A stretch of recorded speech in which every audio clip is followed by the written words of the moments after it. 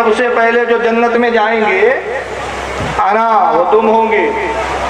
आना से मुराद यहाँ अली है, क्योंकि अली खुद कह रहे मैं होऊंगा, यानी हुजूर ने मुझे कहा कि अली तुम हो। जन्नत में सबसे पहले जो जाएंगे अली वो तुम होंगे। वह फातिमा वल हसन वल हुसैन, और तुम्हारे साथ फातिमा होंगी और हसन और हुसैन होंगे। ये जन्नत में सबसे पहले दाखिल होंगे।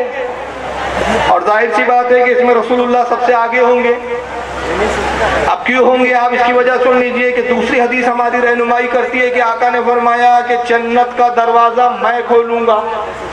अल्लाह ताला मुझे जन्नत की कुंजी देगा और मैं जन्नत का दरवाजा खोलने जब जाऊंगा अहले बैत मेरे साथ होंगे।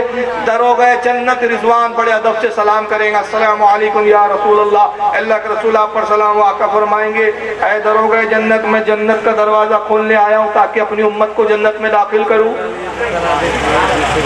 दरोगा जन्नत रिजवान कहेंगे या रसूल अल्लाह मुझे हुक्म ही है मिला है कि मैं जन्नत का दरवाजा किसी के लिए ना खोलूं सिवाय रसूलुल्लाह का।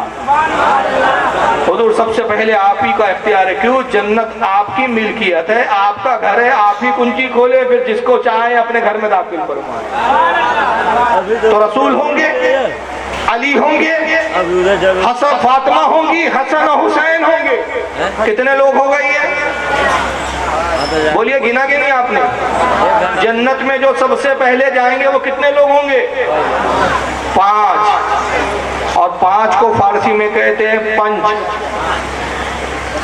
और फिर एक लफ्ज आता है तन, पंजे तन। फिर तीसरा एक लफ्ज आता है पाक। वाह भी है, अब तक हैरान कि पंजे तने पाक कहां से लाया आपने। वो अभी तक परेशान घूम रहा है, उसको पता ही नहीं चल रहा बेचारे को कि ये पंजे तने पाक आया कहां से। अब मैं बताता हूँ ये पंजतन पाक क्या है। तन कहते हैं जिस्म को, जिस्म उर्दू का लफ्ज है, उसी को फारसी में कहते हैं तन। और आला हज़रत यूं फरमाते हैं सरताब कदम है तने सुल्तान ज़मन फूल, लब फूल दहन फूल तकन फूल दहन फूल। तन यानी जिस्म, तो तन कहते हैं फारसी में, उर्दू में कहते हैं जिस्म। तो 5 जिस्म है, 5 तन है। एक है तने मुस्तफा, दूसरा है तने अली, तीसरा है तने फातिमा, चौथा है तने हसन, पांचवा है तने हुसैन। जब ये 5 तन मिल जाए तो ये होते हैं पंचे तन। और कुरान कहता है कि जब ये 5 हो तो इनकी शान क्या है? इन्नमा युरिदुल्लाहु लियुज़हिबा अन्कुम अर्रिज्सा अहलल बैति व युताहिरुकुम तत्हीरा। ऐ नबी के घर वालों, अल्लाह तो तुमसे ये चाहता है कि खूब तुम्हें पाक सुथरा कर दे, हर नापाकी को तुमसे दूर कर दे और तुम्हें खूब पाक सुथरा फरमा दे। तो कुरान ने कहा मेरे नबी के अहले बैत पाक है और ये है पंजे तन। तो पता चला ये है पंजे तने पाक। कुरान और हदीस का जब मिलाया गया तो बनी जाते पंजे तन। तो सबसे पहले जन्नत में जाएंगे पंजे तन। फिर एक सवाल यहाँ पैदा होता है कि जब ये चले जाएंगे तो फिर हमारा क्या होगा? आपका और मेरा क्या होगा भाई? हम तो गुनाहगार लटक जाएंगे ना पीछे। जब यही पहले अंदर चले गए तो हम तो बाहर ही रुक जाएंगे। कौन फिर हमें अंदर दाखिल करेगा जन्नत में? ये सवाल हमारे जहन में आता है। करम किया मौला कायनात ने, हम गुनाहगारों की तरफ से पूछ लिया रसूलुल्लाह,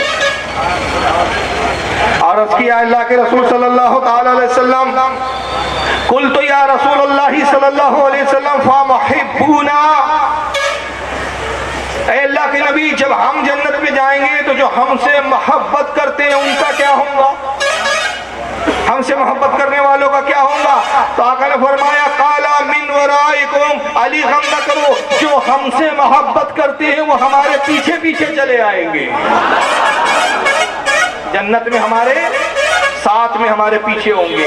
ये हदीस तो यहाँ मुकम्मल हो गई। फिर इसको बहुत सारे लोगों ने लिखा। इमाम इब्न असाकिर ने तारीख दमिश्कुल कबीर के अंदर लिखा, इमाम हुस्सामुद्दीन ने कंजुल ईमान में लिखा, इमाम तबरी ने ज़खाइरुल उक़बा नाम की किताब में अपने बयान किया, इमाम इब्न हजर अल हैतमी अल मक्की शाफ़ई ने अस्सवाइक़ुल मुहर्रिका में इसको नकल किया।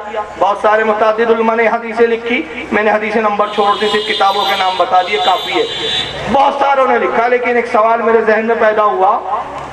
और सवाल ये पैदा हुआ कि जब आपने देखा होगा कि कोई कहीं जाता है, किसी सफर पे जाता है, किसी मकाम पे जाना है तो घर का एक जिम्मेदार होता है, अब फैमिली को ले जा रहे हैं तो तरीका क्या होता है, जाते वक्त गाड़ी लाई गई या ट्रेन में सवार हो रहे हैं या कार में सवार हो रहे हैं तो जो घर का जिम्मेदार होता है वो सबसे पहले घर के छोटे बच्चों को गाड़ी में बिठा देता है, होता है कि नहीं?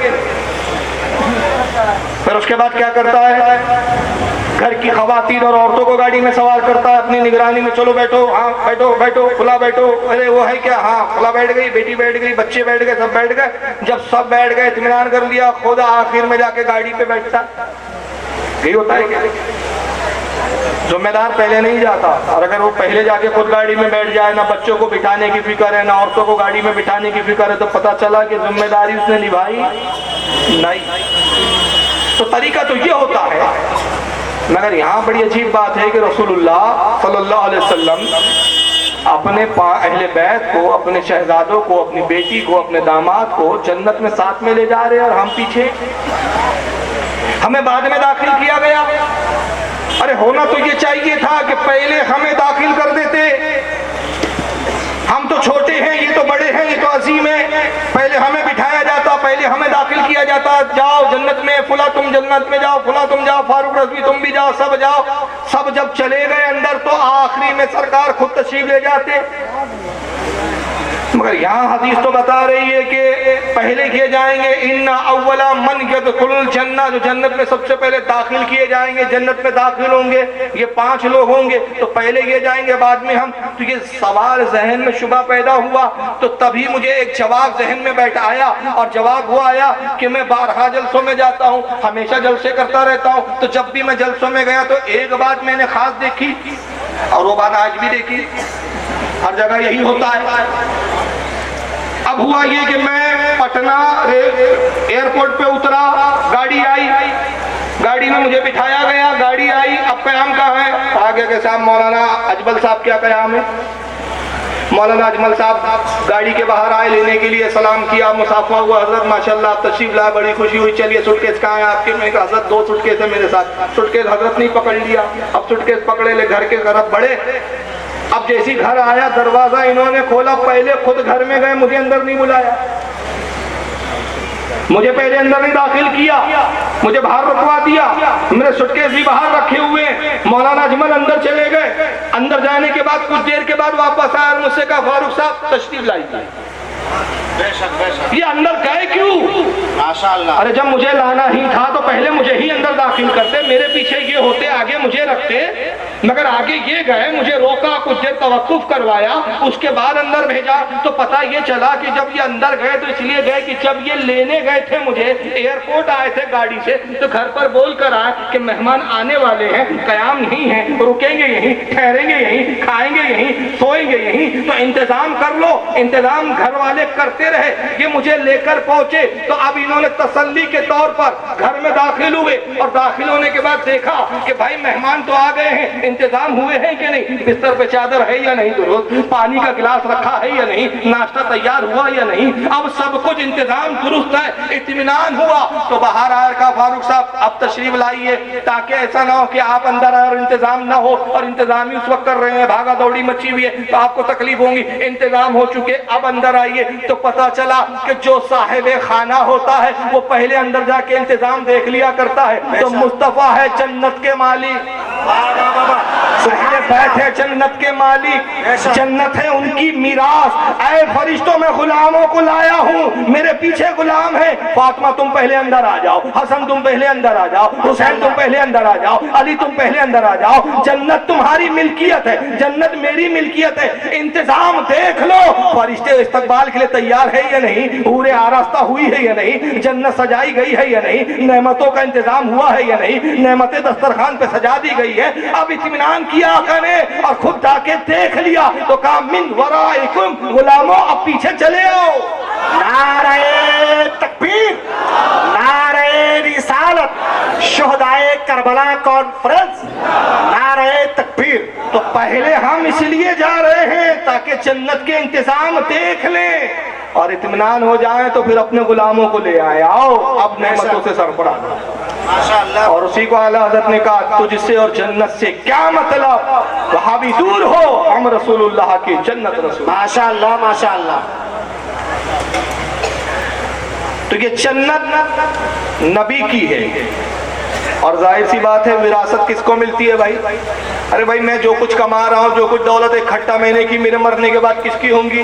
पड़ोसी की कि मेरी औलाद की? अरे बोलिए भाई, मेरी औलाद की ना। विरासत मेरी विरासत मेरी औलाद को। तो मुस्तफ़ा की औलाद कौन है?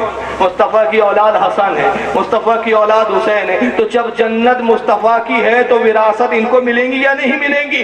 मिली विरासत। तो मुस्तफ़ा ने ऐलान कर दिया कि हसन और हुसैन जन्नती नौजवानों के सरदार है। जितना जन्नत में मेरा इख्तियार है उतना ही हसन और हुसैन का भी इख्तियार है। माशाअल्लाह माशाअल्लाह। और कैसा इख्तियार है, मैं एक वाक़े की रोशनी में बता दूं कि जिसको चाहे मुस्तफ़ा जन्नत दे दे, जिसको चाहे हसनैन जन्नत दे। जन्नत इनकी मिल्कियत है, रब ने जन्नत बनाई, कब्जा इनको दे दिया, जाओ मुस्तफ़ा ये तुम्हें दे दी, ये तुम्हें सौंप दिया, ये मेरी तरफ से हिबा है। अब जो चीज़ हिबा कर दी जाए वो ली नहीं जाती। हिबा का उसूल है, ली जाती है क्या? और एक चीज सुन लीजिए, अल्लाह के रसूल ने एक मिसाल दी। आका ने फरमाया अगर कोई किसी को कोई तोहफा दे दे, तोहफा दे दिया और उसके बाद वो तोहफा दोबारा मांगे तो उसकी मिसाल उस कुत्ते की तरह है। बड़ी अजीब मिसाल दी आका ने। उस कुत्ते की तरह जैसे जो खाता है फिर तय कर देता है। गंदी मिसाल है ना, ऐसे शख्स की जो मांगे तोहफा देने के बाद। तो मुस्तफ़ा को अल्लाह ने जन्नत का तोहफा दिया, दोबारा मांगना उसकी शान के लायक है? नहीं है। ऐ हबीब, हमने जन्नत बनाई, तुझे तोहफे में दे दिया, अब तेरा तसर्रुफ है, तू जिसको चाहे दाखिल कर, जिसको चाहे रोक दे। इमाम हुसैन के बाद एक शख्स आता, कहता है सरकार मैं हज के लिए जा रहा हूँ, मेरे पास 1 लाख दिरहम, मैं चाहता हूँ बतौर अमानत आपके पास रख दूँ, जब मैं लौटूंगा तो आप मेरी अमानत 1 लाख दिरहमों की लौटा दीजिए। इमाम हुसैन ने फरमाया शौक से रखो, मगर हाजी साहब एक बात सुन लीजिए, मामला ये है कि मेरे यहाँ अक्सर मांगने वाले साइल आते हैं, क्योंकि लोग भी जानते थे कि यह वो दर है जहाँ मांगो तो धुतकारा नहीं जाता, भगाया नहीं जाता, महरूम नहीं किया जाता। मेरे यहाँ मांगने वाले आते, क्या आप इख्तियार देते हैं कि मैं ज़रूरतन आपके माल में कुछ तसर्रुफ करूँ? हाँ, जब आप आएंगे आपकी अमानत 1 लाख है, मैं 1 लाख वापस कर दूंगा, लेकिन इस माल में तसर्रुफ की इजाज़त है कुछ? कहा सरकार आपका माल है, जितना चाहे इस्तेमाल कर लें। हाजी साहब चले गए, हज करके आए, हज से फारिग हुए, जब पहुंचे तो इमाम अली मकाम की खिदमत में हाजिर हुए, सलाम अर्ज किया। इमाम अली मकाम ने खातिर तवाज़े की, खजूरें पेश कर दी, पानी पेश कर दिया, कहा खाइए पीजिए। कहा हुज़ूर मेरा 1 लाख दिरहम का जो माल था बतौर अमानत। फरमाया जी गुलाम, 1 लाख दिरहमों की थैली खुला ताक में रखिए, ले आओ। गुलाम 1 लाख दिरहम की थैली लाता है, इमाम अली मकाम के हाथ में दिया, आपने हाजी साहब के सामने रख दिया। कहा हाजी साहब ये आपकी रकम, लेकिन एक बात के लिए मैं माफ़ी चाहता हूँ। हुज़ूर किस बात के लिए माफ़ी? कहा अगरचे आपने मुझे इजाज़त दी थी माल में तसर्रुफ की, लेकिन फिर भी क्योंकि अब रकम लौटा रहा हूँ तो एक बार मैं माफ़ी का खास्तगार हूँ। अब माफ़ी इस बात की है हाजी साहब कि ये जो रकम मैं आपको 1 लाख दे रहा हूँ ये बेआईनी वो रकम नहीं है जो आप देके गए थे। रकम बदली है, मिकदार उतनी है, मिल्कियत उतनी है, 1 लाख ही इसकी मिल्कियत थी, 1 ही लाख उसकी अहमियत थी, 1 ही लाख की करेंसी थी, वो करेंसी दे रहा हूँ, लेकिन रकम बदल गई। हुआ ये कि अब आप मुझे रकम देके गए, कुछ मिस्कीन आए, कुछ गुरबा आए, कुछ मसाकीन आए, उन्होंने अपनी हाजतें बयान करना शुरू किया, मैं देता रहा हत्ता कि 1 लाख दिरहम खत्म हो गया, सब गरीबों में तकसीम कर दिया मैंने। तो जब आपका आने का वक्त करीब हुआ तो मैंने 1 लाख का इंतजाम किया और ये 1 लाख आपके सामने रख दिया। तो ये रकम 1 लाख दी थी, 1 लाख है, लेकिन ये बेआईनी वो रकम नहीं है, इसके लिए माफ़ी चाहता हूँ। हाजी साहब की आंखों में आंसू आ गए और इस पर मैं जुमला कहता हूँ कि हाजी साहब इसलिए रो रहे थे कि उस जमाने में कोई वहाबी होता ही नहीं था, हाजी साहब टन टनाटन सुन्नी थे। आंखों में आंसू आए, अपना इमामा उतारा और एक ऐसा जुमला कहा कि जिस जुमले की बुनियाद पर इमाम हुसैन समझ गए कि इनका मिजाज क्या है। इमामा उतार के अपने बालों को हाथ में लिया, कहा है हुसैन पाक, ऐ शहजादे रसूल, आप मुझे शर्मिंदा कर रहे हैं माफी मांग के। सरकार जो हम रिस्क खाते हैं वो आपका सदका है, अपनी औलादों को जो खिलाते हैं आपके तुफैल में मिलता है। ये बाल जो अल्लाह ने उगाए हैं ये आप ही के सदके में तो उगाए। तो इमाम हुसैन समझ गए ये सदके और वसीले की बात कर रहा है, सुन्नी है, वावड़ा नहीं है। जो वहां भी है जो सदका और वसीला नहीं मानता। तो इमाम ने मुस्कुरा के कहा कि आप हमारे अकीदतमंद लगते हैं हाजी साहब, तो मैं एक पेशकश आपके सामने रखता हूँ और इसमें आपके लिए बड़ी बेहतरियाँ हैं। कहा हुजूर फरमाए।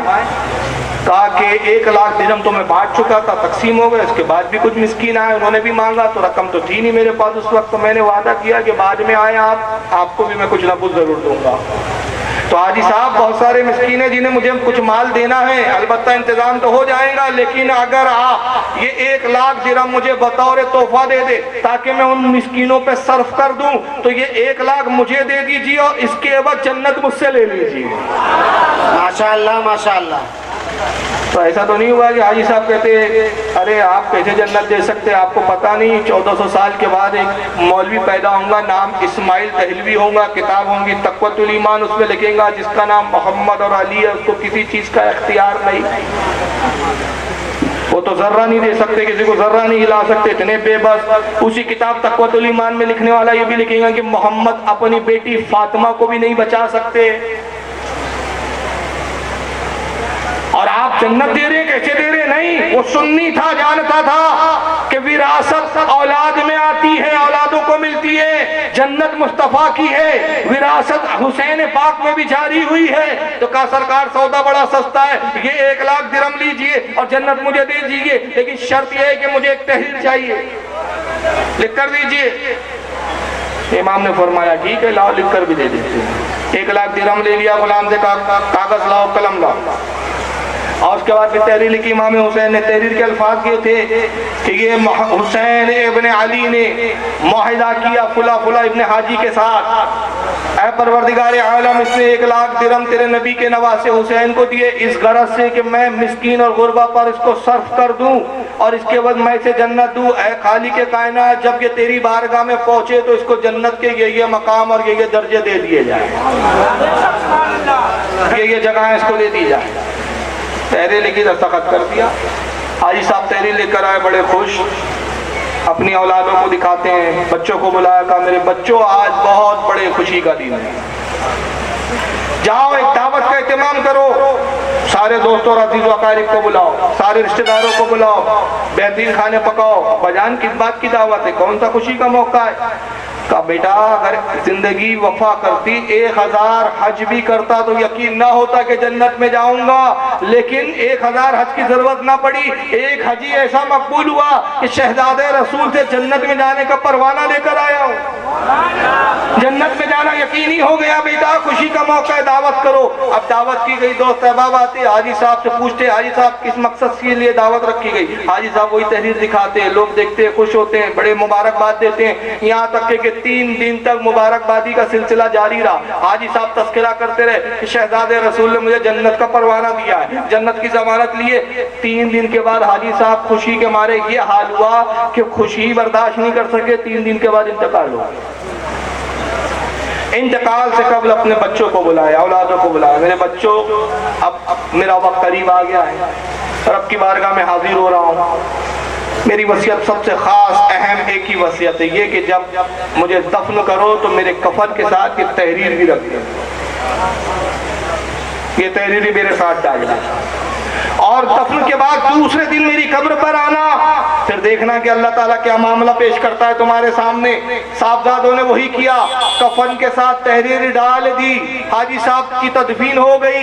दूसरे दिन जब औलाद पहुंचती है उनकी, उनके साहबजादे पहुंचते कब्रों पर, जब देखा कब्र पे पहुंचे तो वो तहरीर कब्र के ऊपर रखी हुई थी। अब फर्क ये था कि एक तरफ तो हुसैन पाक की लिखी हुई तहरीर थी और दूसरी तरफ सुनहरी हुर्फों से कुछ तहरीर था जिससे नूर की किरणें निकलती थी, और उसमें लिखा हुआ था कि नवासे रसूल हुसैन ने हाजी से जो वादा किया अल्लाह ने वफा कर दिया, जन्नत के दर्जे दे दिए गए।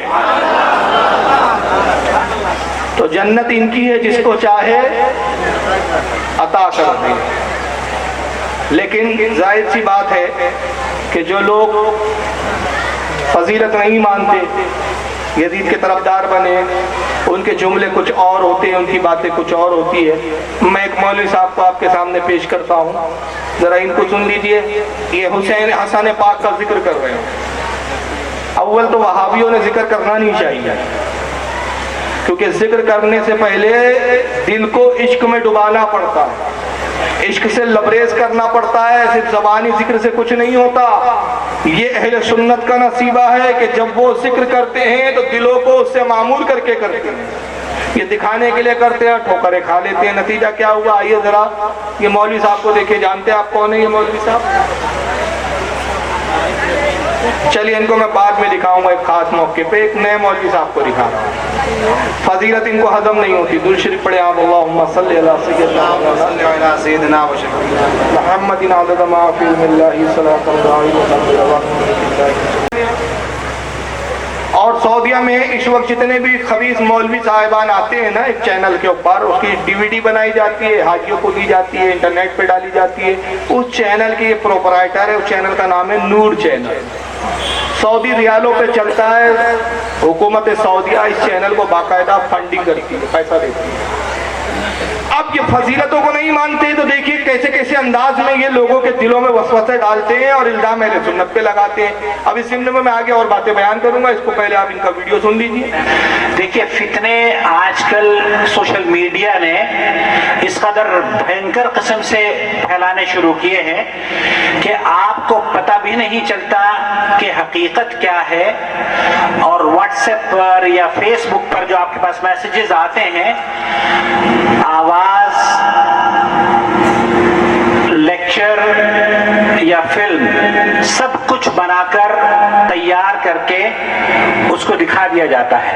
ये एक हदीस है, ये सर्कुलेशन है जो कि इंटरनेट पर और व्हाट्सएप पर सर्कुलेट की जा रही है। ये मैसेज, इस मैसेज को आप गौर से देखें। इसके अंदर लिखा हुआ है कि ये हदीस जो है सही बुखारी की हदीस है। हदीस क्या है सुन लीजिए। नबी करीम सल्लल्लाहु अलैहि वसल्लम ने फरमाया, मैं इल्म का शहर हूँ, अबू बकर उस शहर की बुनियाद है और उमर उसकी दीवार है और उस्मान उसकी छत है और अली उसका दरवाजा है। बुखारी जिल्द नंबर 2 सफा नंबर 214।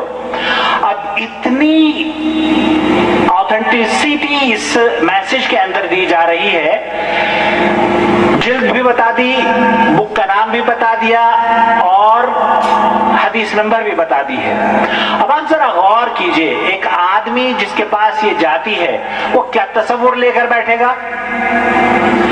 यही सोचेगा ना कि ये हदीस है। आप बुखारी शरीफ उठा के देख लीजिए, मुस्लिम शरीफ उठा के देख लीजिए, बल्कि हदीस की किसी किताब को भी आप, एक हदीस दिखाई इन्होंने मोबाइल पर, कहा ये एक हदीस है जो बहुत आम की जा रही है और हदीस पाक ये है कि अल्लाह के रसूल ने कहा मैं इल्म का शहर हूँ, अबू बकर उसकी बुनियाद है, उस्मान उसकी उमर जो है उसकी दीवार है, उस्मान उसकी छत है, अली उसका दरवाजा है। फिर जो मोबाइल में दिखाया उसमें किसने भेजा, उसका नाम, अता, पता कुछ भी नहीं, खुद ही बनाया, खुद ही डाल दिया और कहा देखो साहब बुखारी का हवाला दिया, ये हदीस तो बुखारी में है ही नहीं। तो वो ये दिखाकर बता रहे क्या चाह रहे हैं कि देखो सुन्नी लोग जो होते हैं इस तरह झूठी हदीसें गढ़ते हैं। का बुखारी का हवाला है, बुखारी में हदीस नहीं है, ये मुस्लिम में नहीं है, किसी किताब में नहीं है, बल्कि आप हदीस की जितनी किताबें चाहें उठा लें, ये हदीस आपको किसी किताब में नहीं मिलेंगी। मालूम होता है कि इमाम बुखारी के बाद सबसे बड़े रुए ज़मीन के यही बहुत बड़े मुहद्दिस हैं। इनकी निगाह से कोई हदीस की किताब छुटी नहीं है, सब पढ़ डाला इन बेचारों। और फिर सोने पे सुहागा देखो, बक रहा हूँ जुनून में न जाने क्या क्या, कुछ ना समझे खुदा करे कोई, ये कैफियत है इनकी। कह रहे ये शियाओं ने घड़ी है। उस जाहिल को कोई समझाए कि अगर शिया रिवायत गढ़ेगा तो उसमें अबू बकर सिद्दीक की फजीलत क्यों बयान होंगी, उमर फारूक की फजीलत क्यों बयान होंगी, उस्मान गनी की? ये तो इनकी भी फजीलत आ रही ना कि अबू बकर तो बुनियाद है। अच्छा, शिया गढ़ भी कैसी रहा है कि हजरत अली को तो दरवाजा बता रहा है और बुनियाद अबू बकर को बता रहा है। तो बुनियाद बड़ी है कि दरवाजा बड़ा है? बोलिए, बुनियाद अहम होती है ना, दरवाजा की तो हैसियत छोटी सी होती है। बुनियाद तो जितना बड़ा घर होगा उतनी ही बुनियादें होंगी, सारी जगह ही बुनियाद होंगी। तो तो ये शियाओं ने गढ़ी है, हदीस की सारी किताबों में नहीं है। क्यों? क्योंकि बुखारी में नहीं है। जनाब अगर आप इस पे तबसरा करते तो हम चलो आपको मान भी लेते कि बुखारी में नहीं है, किसी ने बुखारी का हवाला गलत दे दिया, मगर ये कह दे रहे कि किसी हदीस की किताब में नहीं है। ये इतना बड़ा झूठ है, इतना बड़ा झूठ है कि ऐसा झूठ इब्लीस और मोहम्मद इब्न अब्दुल वहाब नजदी दो ही लोग बोल सकते हैं, और फिर उनकी औलादे बोल सकती है। बिना देखे आप कैसे बोल सकते हैं कि हदीस की किसी किताब में नहीं है? आइए मैं बताता हूँ ये हदीस पाक कहाँ। आइए मुस्तदल फिरदौस देखिए आप, इमाम दैलमी रहमतुल्लाह अलैह की हदीस की किताब, जिल्द नंबर 1 सफ़ा नंबर 76, हदीस नंबर 108। और इस हदीस के रावी अब्दुल्लाह इब्न मसूद, और ये बड़े फकीह साहबी हैं। रसूलुल्लाह ने फरमाया हर उम्मत में एक मुहद्दिस होता है, एक फकीह होता है। मेरी उम्मत का मुहद्दिस उमर इब्न खत्ताब है, मेरी उम्मत का फकीह अब्दुल्लाह इब्न मसूद है। और एक हदीस में इनकी फजीलत ये बयान किया, आका ने कहा लोगों अल्लाह भी उस चीज को पसंद करता है जिस चीज को अब्दुल्लाह इब्न मसूद पसंद कर ले। ये अब्दुल्लाह इब्न मसूद की शान है, ये रसूलुल्लाह से उन्होंने रिवायत की है, मरफू हदीस है। तो इमाम दैलमी कहते हैं कि अब्दुल्लाह इब्न मसूद ने बयान किया कि सरकार फरमाते हैं अना मदीनतुल इल्म, आका ने कहा लोगों मैं इल्म का शहर हूँ, वह अबू बकर असासुहा, और अबू बकर सिद्दीक उसकी बुनियाद है, वह उमर हितानुहा, उमर जो है उसकी दीवारें हैं, वह उस्मान और सक़्फ़ुहा, उस्मान उसकी छत है, वह अली बाबुहा, अली उसका दरवाजा। इमाम दैलमी ने नया बयान किया, लेकिन मौलवी साहब को यह हदीस कहीं नहीं मिली। और फिर इस हदीस को इमाम दैलवी ही ने नहीं बल्कि और कितने मुहद्दिसीन ने बयान किया है। इस हदीस को इमाम दैलवी के अलावा मुल्ला अली कारी ने भी लिखा। मुल्ला अली कारी की किताब मिफ्ताह शरह मिशकात किताबुल मनाकिब बाब फज़ाइल अली, जिल्द नंबर 11 सफ़ा नंबर 253 पर। इमाम सखावी ने अल मकासदुल हसना सफ़ा नंबर 121 पर भी इस हदीस को बयान किया। यहाँ तक के यही हदीस थोड़े लफ्जों के साथ, हेर फेर के साथ तिरमिजी के अंदर भी आई है। जामे तिरमिजी में अबू बकर का जिक्र नहीं है, लेकिन ये तबसरा क्या कर रहे हैं, क्या आपने कोई ऐसा शहर देखा जिसका दरवाजा भी हो, छत भी हो, दीवार भी हो? तो इन जाहिल को कोई समझाए कि जनाब अली की एक मिसाल है, ये बेआईनी बात नहीं हो रही है। अली वाकई कोई लकड़े का दरवाजा नहीं है, ये एक मिसाल दी गई है। कुरान में क्या मिसालें नहीं दी गई? कुरान नहीं कहता कि ऐ ईमान वालों हम तुम्हारे समझाने के लिए मिसालें बयान करते हैं, मकड़ी की मिसाल देते हैं, चींटी की मिसाल देते हैं। तो कुरान में मुख्तलिफ मिसालें आई, लेकिन ये क्या बात हुई कि मिसाल और हकीकत में इनको इम्तियाज नहीं है। अब आइए जामे तिरमिजी, इमाम तिरमिजी की हदीस नंबर 3722, और ये रिवायत खुद हजरत अली बयान कर रहे हैं। अली हजरत अली के रावी है। रिवायत ये है कि अन अली रज़ियल्लाहु ताला काला काला रसूलुल्लाह सल्लल्लाहु अलैहि वसल्लम, हजरत अली कहते हैं कि अल्लाह के रसूल सल्लल्लाहु ताला अलैहि वसल्लम ने इरशाद फरमाया अना दारुल हिकमती व अलीउन बाबुहा, आका ने कहा लोगों मैं हिकमत का शहर हूँ और अली उसका दरवाजा है। यहाँ इल्म की जगह हिकमत का, हदीस के देखा जाए तो मफहूम एक ही तरह का है। क्यों? हिकमत को इल्म भी कहते हैं और इल्म को हिकमत भी कहा जाता है, एक ही तरह की बात है। इसको इमाम तिरमिजी ने भी लिखा इस हदीस को, फिर उसके अलावा इमाम हाकिम ने भी लिखा। अब आइए इमाम हाकिम क्या बयान करते हैं। हाकिम की जिल्द नंबर 3 किताब मारिफतुस सहाबा, हदीस नंबर 4637, हज़रत अब्दुल्लाह इब्न अब्बास से हदीस रिवायत है। अन इब्न अब्बास रज़ियल्लाहु अन्हुमा क़ाला क़ाला रसूलुल्लाह सल्लल्लाहु अलैहि वसल्लम, अब्दुल्लाह इब्न अब्बास से रिवायत है, वो कहते हैं कि अल्लाह के रसूल सल्लल्लाहु अलैहि वसल्लम ने इरशाद फरमाया अना मदीनतुल इल्म व अलीउन बाबुहा, ऐ लोगों मैं इल्म का शहर हूँ और अली उसका दरवाजा। और फिर आगे हुजूर फरमाते फमन अरदल मदीनता फलियातिल बाब, अब जो भी इस शहर इल्म में आना चाहता है वो इसी दरवाजे से दाखिल हो। इसी दरवाजे से आए। जिसको जो भी इल्म लेना है अली के दरवाजे से आए, अली के दरवाजे से आएगा, इल्म शरीयत भी मिलेंगी, इल्म तरीकत भी मिलेंगी, इल्म मार्फत भी मिलेगी, इल्म हकीकत भी मिलेंगी। अगर अली के दरवाजे से आएगा तो वक्त का इमाम अहमद रजा बन जाएगा, और अगर दरवाजे से ना आके चोर दरवाजे से घुसेगा तो वक्त का अशरफ अली थानवी हो जाएगा। तो जिसको चाहिए फलियातिल बाप, वो इसी बाप से आए। इमाम हाकिम के अलावा इसको बहुत सारे लोगों ने लिखा। मैंने ये हदीस बताई और ये भी इससे एक जाहिर किया कि ये लोग झूठ भी बोलते हैं और झूठा इल्जाम हम पे रखते हैं और खुद ही बोलते हैं कि देखो साहब हम कितने सच्चे। अब इस हदीस को याद रखें कि हुजूर ने कहा मैं इल्म का शहर हूँ और अली उसका दरवाजा है। इसे इस हदीस को ज़हन में याद रखिएगा। उसके बाद आइए तो कि अमीरों का ये हाल है तो इनकी जमातों के गरीबों का क्या हाल है। जब अमीरों के पास ढंग का इल्म नहीं है तो बेचारे गरीबों का तो अल्लाह ही मालिक है।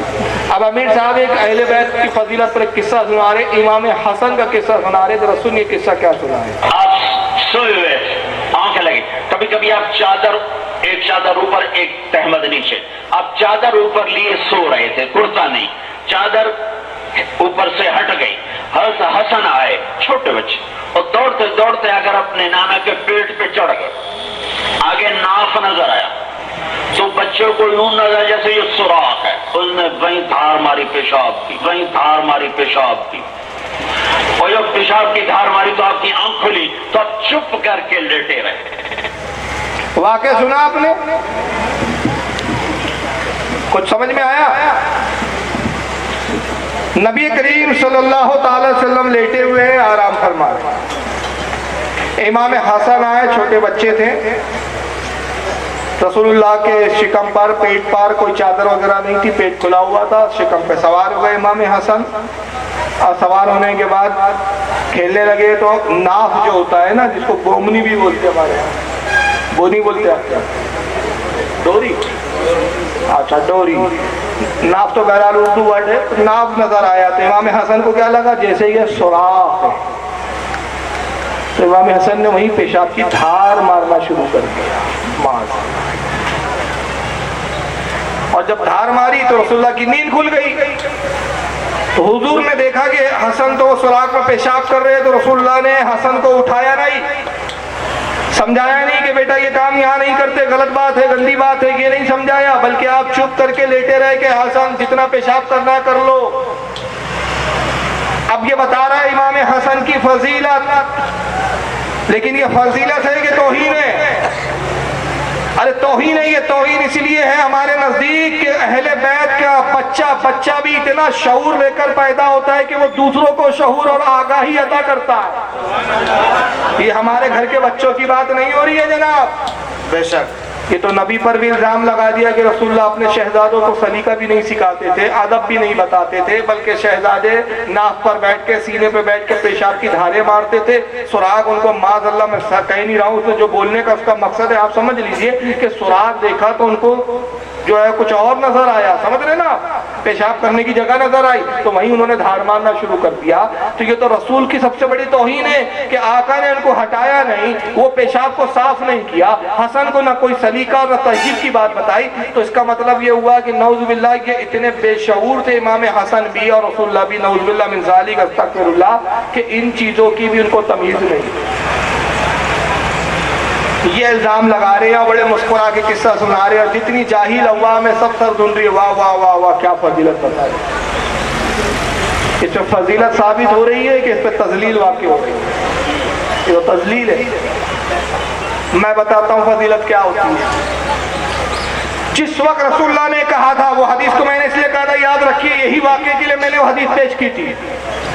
आका ने जिस वक्त कहा आना मदीनतुल इल्म वाली बाबुहा, मैं इल्म का शहर वाली उसका दरवाजा है, तो चंद यहूदी एक जगह जमा हुए, और जमा होने के बाद उन्होंने प्लान किया, कहा कि देखो जब भी हम मोहम्मद से कुछ पूछते हैं तो मोहम्मद जवाब दे देते हैं फौरन, मोहम्मद सल्लल्लाहु अलैहि वसल्लम हर चीज का जवाब दे देते हैं, जिब्रील उनको बता देते हैं, वही आ जाती है, और हम लाजवाब हो जाते हैं, और ये हमको मानना पड़ जाता है कि वाकई मोहम्मद पर वही उतरती है, मोहम्मद झूठ नहीं कहते। लेकिन अब मोहम्मद ने खुद एक बहुत बड़ा मौका दे दिया, मौका यह है कि मोहम्मद ने कहा कि मैं इल्म का शहर हूँ, अली उसका दरवाज़ा है। तो इल्म के शहर को अली को दरवाज़ा बताया, चलो अली से कुछ सवाल पूछेंगे, अगर अली जवाब ना दे सके तो फिर हम मोहम्मद का मजाक उड़ाएंगे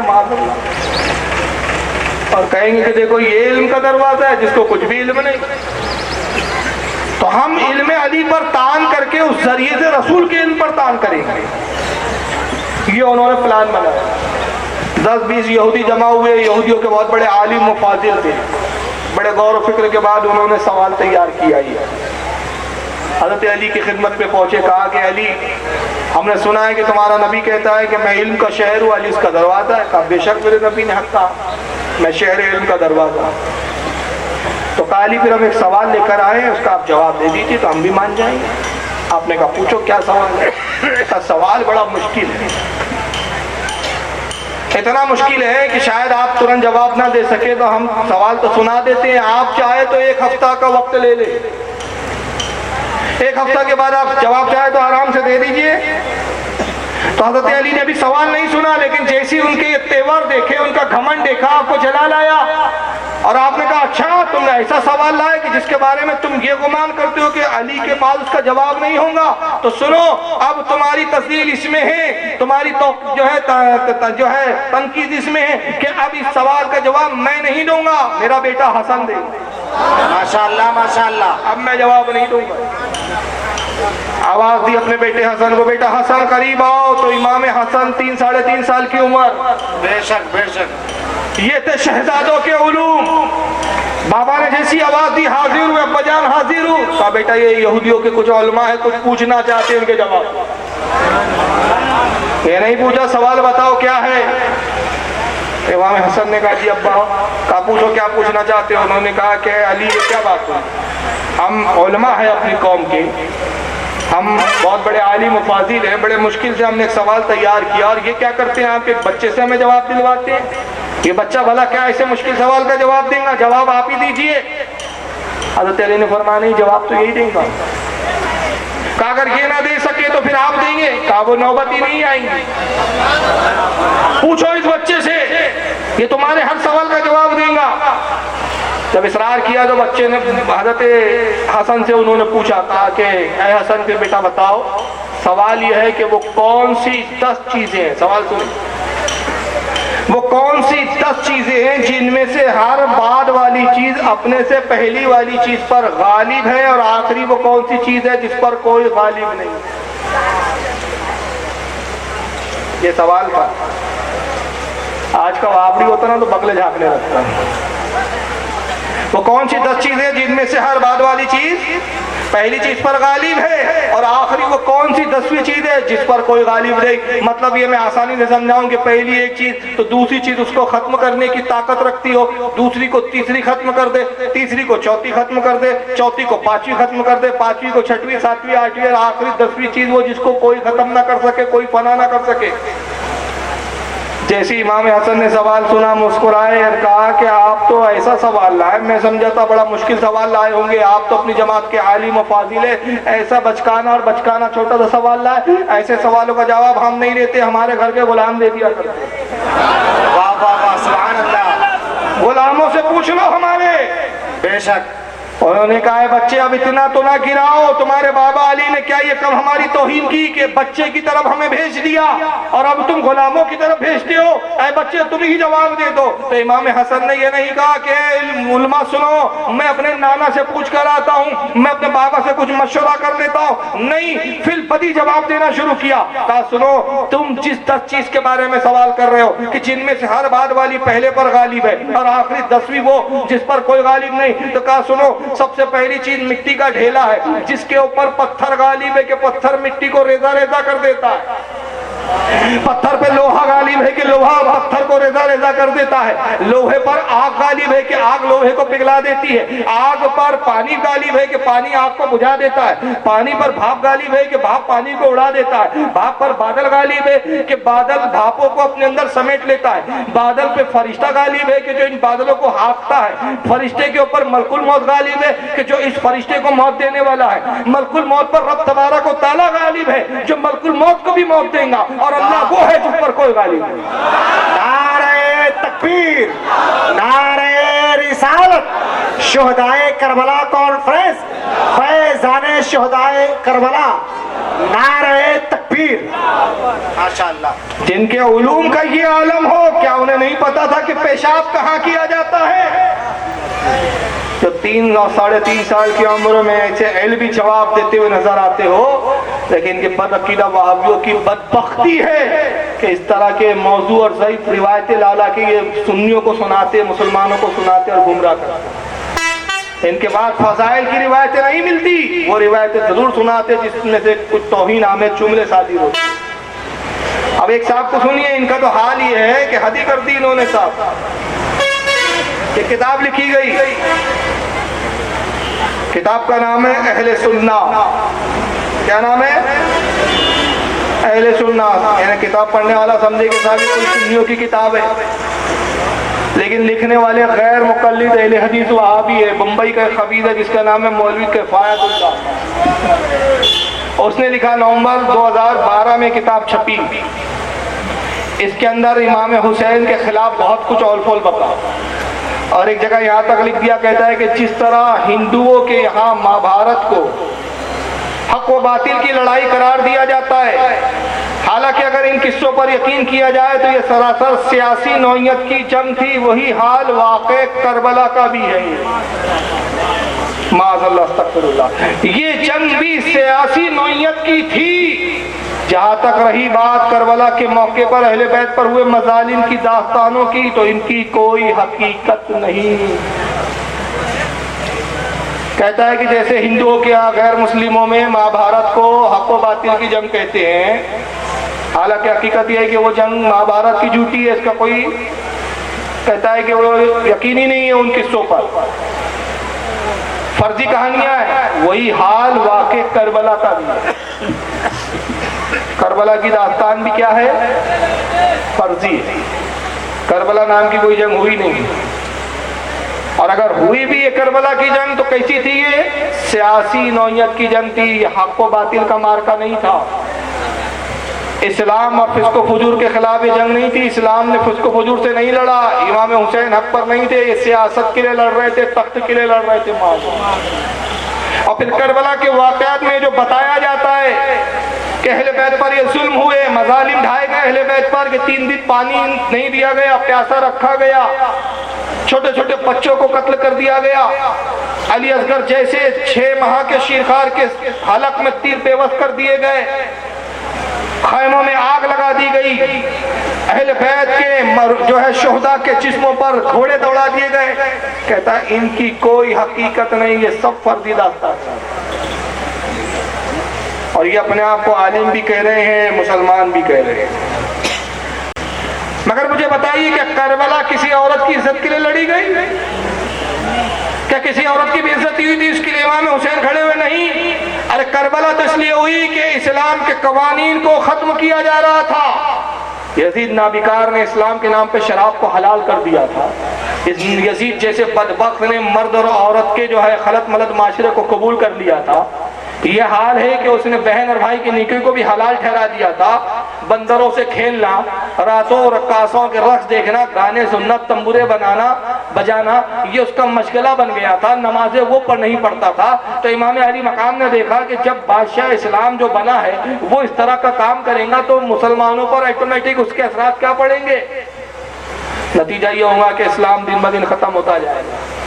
इस्लाम के तहफ़्फ़ुज़ के लिए इमाम हुसैन खड़े हुए, और ये कह रहा है कि नहीं, सियासत की जंग थी। अगर खुदा की कसम सियासत की जंग होती तो इमाम हुसैन को एक तमिश के तख्त की जरूरत नहीं थी, कूफा का शहर नहीं चाहिए था। अरे अल्लाह के रसूल, उनके नाना ने तो जन्नत का सरदार बना दिया था उन्हें। माशाअल्लाह, माशाअल्लाह। जो जन्नत के मालिक हो उनको ये मुट्ठी भर थोड़ी सी जमीन की क्या गरज? तो ये पहला शख्स एक मैंने आपकी किताब के हवाले से बताया। अब जनाब दूसरे साहब को सुन लीजिए, इनका नाम है मौलवी तौसीफुर रहमान। ये क्या कहता है, जरा इसको भी सुनिए। कहते हैं हजरत हुसैन हाजिज से कूफा की तरफ चले, अरब के एक चश्मे पर पहुंचे, अब्दुल्ला बिन मुती से मुलाकात हुई। जब उसने इमाम हुसैन को देखा, आपके पास आया और कहने लगा, मेरे माँ बाप आप पर कुर्बान जाए, ऐ फरजंदे रसूल, आपको क्या चीज इधर ले आई? सुभान अल्लाह।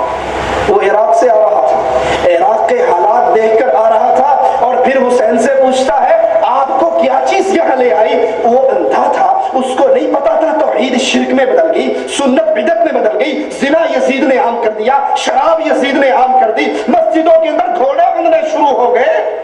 जो जाकिर कहानी सुनाते हैं, अल्लाह की कसम दुनिया के झूठों में से बहुत बड़ा झूठ करबला की ये कहानी है। अल्लाह की कसम दुनिया के झूठों में से बहुत बड़ा झूठ करबला की ये कहानी है। ये एक किस्सा सुनाया उसने पहले कि इमाम हुसैन इराक की तरफ जा रहे हैं, कूफा की तरफ। उधर से अबू मूती करके एक शख्स आ रहा,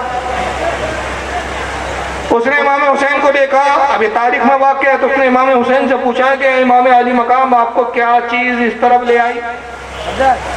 अब इससे उन्होंने क्या समझा, जाहिल आदमी ने, जाहिल मौलवी होते हैं, ये रुमाल ओढ़ के समझते हैं कि हम बहुत बड़े काबिल है। लोग भी समझते हैं सऊदिया का रुमाल पहना है बहुत बड़ा अल्लामा होगा, सऊदिया का रुमाल ओढ़ लिया अल्लामा हो गए साहब। और फिर ये तो मिजाज बना दिया कौम ने साहब, हमारे ढुलमुल लोगों ने, कि साहब सऊदिया का मौलाना झूठी नहीं बोल सकता। झूठ तो बरेली के मौलाना बहुत बोलते, हमारा सऊदिया का आलिम कैसे झूठ बोलेगा? तो मैं कहता हूँ ये अबू जहल हिंदुस्तान में पैदा हुआ था कि सऊदिया में पैदा हुआ था? कि कंकर कहाँ मारने जाते हो शैतान को, हिंदुस्तान में कि सऊदिया में? तो वहां भी खबीज बड़े बड़े पैदा हुए ना, नबी को बहकाने आ गया था वो तो, हज़रत इब्राहिम को और इस्माइल को। तो ये कोई पैमाना नहीं है कि सऊदिया में जो भी निकलेगा अंडे में से चूजा ही होगा, गंदा अंडा नहीं हो सकता। तो ये मत देखिए कि सऊदिया में रुमाल बोल रहा है, वो तो हरम में, अबू जहल हरम में बैठ के झूठ बोलता था। तो इमाम से उसने पूछा आपको क्या चीज ले आई? तो अब उस पर ये तबसरा कर रहे हैं कि उसको नहीं नजर आ रहा था, वो अंधा था, उसको नहीं पता था कि यजीद ने शराब को हलाल कर दिया, बहन भाई के निके को हलाल कर दिया, शरीयत जो है पामाल हो गई है, तौहीद शिर्क में बदल गई है, सुन्नत बिदअत हो गई है, उसको नहीं मालूम था। अरे जाहिल, उसने इसलिए नहीं पूछा, पूरा वाकया तूने बताया ही नहीं, पूरे तफसीलात ये है कि उसने पूछा इमाम हुसैन आप इराक की तरफ क्यों आ रहे हैं? तो इमाम ने उससे पूछा तू बता तू कहाँ से आ रहा है? कहा हुजूर मैं तो इराक से निकला हूँ, कूफा में था, कूफा से निकला हूँ, हज का इरादा है। फरमाया कूफा के हालात क्या है? कहा कि हुजूर आपके भाई मुस्लिम इब्ने अकील पर तकरीबन जब मैं निकला तो 80,000 लोग बैत कर चुके थे। हज़रत मुस्लिम के हाथ पे बैत हो रही थी, मगर मुझे ताज्जुब है कि क्या चीज आपको इस तरफ ले आई? ये अब सवाल है, बात का खा गया उसने। इमाम अली मकाम ने फरमाया अबू मूती क्या कहना चाहता है? उसने कहा हुजूर आप उस कौम पे कैसे भरोसा कर सकते हैं जिसने आपके बाबा अली के साथ गद्दारी की, जिसने आपके भाई इमाम हसन के साथ गद्दारी की, आपसे वफा ना करेंगे? ये कहने का मतलब था कि आप क्यों इन पर भरोसा करके यहाँ आ गए? ये नहीं था कि यजीद बहुत दूध का धुला हुआ है, फिर जोश में आ गए, अब्बा यजीद की आत्मा ने कहा बेटा हमारी सफाई दे दो, हमारी सफाई कर दो, तो चिल्ला के जोश में कहा अल्लाह की कसम दुनिया के झूठों में सबसे बड़ा झूठ करबला की एक कहानी है। यानी करबला नाम की चीज हुई ही है। अब बताइए करबला ही का इनकार कर दिया तो कल ऐसा ना हो, इसे कोई बईद नहीं है कि कल ये कह दे कि हुसैन नाम का रसूल का कोई शहजादा ही नहीं था। कल हो सकता है इनके मुल्ला ये भी कहने लगे कि अली असगर नाम का कोई हुसैन पाक का बेटा नहीं था, अली अकबर नाम का कोई बेटा नहीं था, ज़ैनुल आबिदीन नाम का कोई बेटा नहीं था, कोई अब्बास अलंबरदार नाम का भाई नहीं था, किसी के ना बाजू काटे गए, ना करबला में कुछ हुआ ही नहीं। करबला तो झूठी हो गई पूरी। और जब करबला की कहानी झूठी है, और देखिए कमाल, देखिए कितना बड़ा खुद कितना बड़ा झूठा है कि इसके झूठ को देखकर जब ये कह रहा होगा ना तो इसका बाप इस भी कोने में खड़े होकर ताज्जुब में पड़ गया होगा, मेरे बच्चे इतना झूठ तो मैंने भी नहीं बोला जितनी बेबाकी से तू बोल रहा है। कि कसम भी खाया उस पर, कसम खा के कहता है अल्लाह की कसम दुनिया के तमाम झूठों में सबसे बड़ा झूठ करबला की कहानी। इससे पता चला अल्लाह के रसूल की वह हदीस सादिक आई कि आका ने कहा झूठे की एक पहचान ये भी है कि जब बात करता है तो अपनी झूठी बात सच्ची बताने के लिए कसम भी खाता है। करबला का इनकार हो गया तो कोई क्या ये वहां भी बता सकता है कि अगर करबला नहीं हुई तो फिर बताओ इमाम हुसैन की शहादत कहाँ हुई? अली अकबर का कहाँ इंतकाल हुआ? अब्बास अलंबरदार का कहाँ इंतकाल हुआ? कहाँ हुआ? और फिर ये जाहिल साहब को देख लीजिए, इनको पहचान जानते हैं आप इनको? हाँ? कौन है ये? जर्जिस। बनारस में पीएचडी किया है ना, बलात्कार जीना रेप में पीएचडी होल्डर है भाई। अदब से अच्छे से नाम लो इनका। ये काबिलियत सब में थोड़ी होती जो उनमें है। इटावा से बनारस आना, पीएचडी करना, बहुत काबिलियत चाहिए इसके लिए भाई, बहुत बड़े काबिल है। इनका हाल है वो तकरीर इनकी बहुत दिखाया मैंने, आपने शायद बहुत सारे लोगों ने सुनी होगी। ये खड़ी मूर्ति है, ये बड़ी मूर्ति है, सुनाएंगे नहीं? बहुत मशहूर हो गई इनकी, खूब आगे ने चलाया उसको, पहले खड़ी मूर्ति बड़ी मूर्ति, और फिर ऐसा गिराया मैंने कि ये खड़ा ही होना भूल गया। अब एक शेर सुना रहा हूँ, तो क्लिप तो नहीं दिखाऊंगा, मौजू नहीं है वो औलिया से ताल्लुक रखता है। खड़ी मूर्ति बड़ी मूर्ति कहना इसका काम हो गया। खड़ी मूर्ति बड़ी मूर्ति कहना इसका काम हो गया। मज़ारों को मंदिर कहते कहते ये शैतान हो गया। खड़ी मूर्ति बड़ी मूर्ति कहना इसका काम हो गया। मज़ारों को मंदिर कहते कहते ये शैतान हो गया। गुस्ताखी रसूल का अंजाम तो देखो, जर्जिस वहाबी भी आसाराम हो गया। गुस्ताखी रसूल का अंजाम तो देखो, जर्जिस वहाबी भी आसाराम हो गया। तो ये इनकी कौम में भी एक आसाराम बापू है, और अभी सुनने में आया है कि वो इस पर ही अभी इत्तेफा नहीं कर रहे कि आसाराम हो, कहते नहीं राम रहीम भी चाहिए उनको अपनी जबान में। अब ये क्या कह रहे हैं इसको सुनो, तफसीरा मैं बाद में करूंगा, पहले इसकी वीडियो सुन लीजिए आप। हुसैन भूखा तड़प तड़प के मरा, हुसैन भूखा तड़प तड़प के मरा। तू फतवे देता बिरयानी के डेगे सजाओ मुहर्रम के महीने में, जितना अच्छा दस्तरखान होगा उतना ज्यादा सवाब मिलेगा। दस्तरखान सजाओ, ये गम मनाने का अंदाज है, ये मातम करने का अंदाज है। अरे मेरा बाप अगर मर जाए और तुम उसमें गम में शरीक होते हो, तो मैं खाना नहीं खाऊं तो तुम भी नहीं खाओ, ये है गम। अरे आपके बाप मर जाए तो मैं आपके गम में शरीक होना चाहता हूं। क्या आपका कारोबार बंद है तो क्या मैं अपना कारोबार चालू करूंगा? नहीं नहीं, आपका काम बंद है तो मैं भी रखूंगा, तभी तो गम होगा। आप भूखे तो आपके सामने मैं भी न खाऊं, तभी तो ये होगा कि मैं आपके गम में शरीक हूं। हुसैन तो करबला के मैदान में प्यासा तड़प तड़प के मरा। हुसैन तो करबला के मैदान में प्यासा तड़प तड़प के मरा। ओ लोगों, वो तो प्यासा तड़प तड़प के शहीद हो गया, और तुम रास्तों में जाम लगा लगा कर शरबत के जाम पिलाओ। तुम शरबत पिलाओ, जरा मुझे बताओ, किसी का बाप मर जाए और तुम खाना लुटाओ, ये खुशी मनाने का बहाना नहीं है तो और क्या है? अब पहले तो सबसे पहले समझे ये भी उसी जमात का है, दोनों एक ही जमात के, दोनों घूंघट वाली जमात के, समझ रहे? दोनों घूंघट वाले हैं। तो एक तो कह रहा है कि करबला की कहानी झूठी कहानी है, दूसरा बोलता नहीं हुसैन करबला में तो शहीद हुए, लेकिन कैसे हुए? हुसैन प्यासा तड़प तड़प के मरा। तो सबसे पहला तो मेरा एतराज यह है कि तुम अपनी जमात का एक पेंदा तो बनाओ पहले। मुल्ला बोल रहा है नहीं करबला तो हुई, लेकिन हुसैन प्यासा तड़प तड़प के मरा। और लबो लहजे देखिए, ये इमाम अली मकाम के लिए जुमले है। इसका बाप मरेगा तो अपने बाप के लिए कैसे बोलेगा? हमारे अब्बा फुला तारीख को इंतकाल फरमा गए थे। अपने बाप के लिए तो अच्छे लबो लहजे, लेकिन नबी के शहजादों के लिए इनके पास अच्छी जबान नहीं है। हुसैन प्यासा तड़प तड़प के मरा। ए लोगो, वो तो प्यासा तड़प तड़प के मर गया और तुम शरबत पिलाते हो, जाम लुटाते हो, बिरयानी की देगे पकाते हो। देगे हम पका रहे, पेट में इसके दर्द हो रहा, शरबत हम पिला रहे, पेट में इसके दर्द हो रहा। आखिर इसकी वजह क्या है? सबसे पहली बात, इस जाहिल को ये नहीं मालूम अपने आप को अहले हदीस कहते हैं, वहाबी कहते हैं, बहुत पढ़े लिखे काबिल बताते हैं अपने आप को कि हम बड़े हदीस के जानकार। इस वहाबी खबीर से पूछो कि शरीयत ने कितने दिन गम की इजाजत दी? बोलिए। 3 दिन। अल्लाह के रसूल की हदीस है, आका फरमाते हैं 3 दिन से ज्यादा किसी के लिए जायज नहीं कि अपने मरने वाले पर गम मनाए।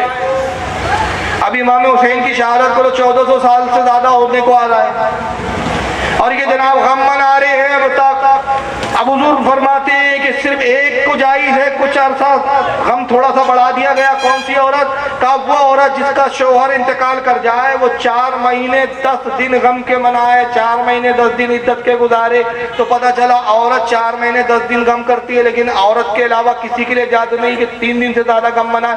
तो ये कौन सी बेवाएं हैं कि इनके बाप दादा इमाम हुसैन के हाथों यजीद की फौज में थे, हम मारे गए, तो ये आज तक गम कर मनाते बैठे हुए हैं? ये कौन से लोग? और अगर गम मनाना है तो तुम मनाओ भाई। हम इसलिए नहीं मनाते हुसैन पाक का गम क्योंकि हम सुन्नी हैं, हमारा अकीदा ये है कि हुसैन जिंदा है। गम मुर्दों के मनाए जाते हैं, जिंदों के नहीं। हम तो हुसैन पाक को जिंदा जावेद मानते हैं। बड़ा मशहूर वाक़या है कि आला हज़रत फाजिल बरेलवी रज़ी अल्लाह ताला अन्हु के एक मुरीद थे, उनका नाम था मुंशी फखरुद्दीन। नवाब तलब अली खां के यहाँ मुंशी थे, यानी अकाउंटेंट थे, अकाउंट वगैरह उसका हिसाब किताब देखते थे। तो नवाब तलब अली साहब शिया थे। मुझे किसी पे तनकीद मकसूद नहीं है, मैं एक हिकायत अपना अकीदा पेश कर रहा हूँ। जिनके जो मशरब वो अपने तारीफ पे कर रहे हैं, हमें उससे कोई मतलब नहीं। हमारा अपना मजहब है, हमारे अपने मामूलात हैं, हमारे अपने जो है दलाइल है। नवाब तलब अली जो थे वो शिया थे, उन्होंने एक तरही मुशायरा रखा। तो तरही मुशायरा ये था कि साहब एक शेर मिसरा दे दिया जाता है, उसी पर गिरे लगानी पड़ती है, उसी पर दूसरे अशार कहने रहते हैं। तो शेर ये था कि काफिर है वो जो करते नहीं हसनैन का मातम, यानी जो हुसैन पाक का और हसन पाक का मातम नहीं करते वो कौन है? काफिर है। तो मौलाना हज़रत फखरुद्दीन मुंशी फखरुद्दीन साहब भी मुशायरे में थे, सारे शिया शोरा आए और वो अपना अपना कलाम उस पर कह रहे थे कि साहब वो काफिर है जो हुसैन का मातम नहीं करता, वो ये है वो है वो है वो है। तो नवाब तलब अली साहब को शरारत सूझी, उन्होंने मुंशी फखरुद्दीन साहब से कहा कि जनाब मुंशी साहब आप भी तो अहले सुकन हैं, अहले ज़ौक़ है, आप भी कुछ कहिए। उन्होंने कहा भाई आपकी मजलिस है, आपके लोग हैं, आपके इत्तेकाद है, आप चलने दीजिए, मुझे क्यों शामिल करते हैं? उन्होंने कहा नहीं आप भी तो माशाल्लाह अच्छा कलाम कहते हैं, खूब कहते हैं, आप भी कुछ तबा आजमाई कीजिए। जब इसरार किया तो आपने कहा ठीक है मैं शेर कहता हूँ, गिरा लगाता हूँ, लेकिन सुनिए कुरान से दलील दूंगा। तो नवाब साहब खुश हो गए, उनको लगा साहब मातम की दलील कुरान से पेश करेंगे। तो मुंशी साहब ने पहले कुरान की आयत पढ़ी। अल्लाह इरशाद फरमाता है कुरान में, वला तहसबन्नल्लज़ीना कुतिलू फी सबीलिल्लाहि अमवाता बल अहयाउन इंदा रब्बिहिम युरज़क़ून। ऐ लोगों खबरदार हो जाओ, जो अल्लाह की राह में शहीद हो जाए उन्हें मुर्दा ख्याल भी ना करो। देखो मैं हालत का तर्जुमा बता रहा हूँ, वहाबियों का तर्जुमा क्या है? उन्हें मुर्दा भी ना समझो, उन्हें मुर्दा ना समझो। और हालत तर्जुमा क्या करते? उन्हें मुर्दा ख्याल भी ना करो। समझना तुम्हारे बस की बात ही नहीं है, समझना तो दूर, ख्याल भी ना करो। बल अहयाउन, बल्कि वो जिंदा है, इंद रब्बिहिम युरज़क़ून, और रब की तरफ से उनको रिस्क दिया जाता है, ग़िज़ाएं दी जाती है, नेमतें दी जाती है, उसको खाते भी है, लुत्फ़अंदोज़ भी होते हैं।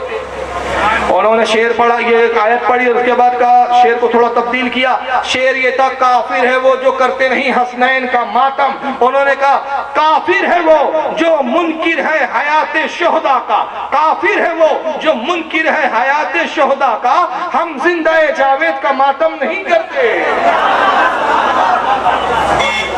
हम जिंदा जावेद का मातम।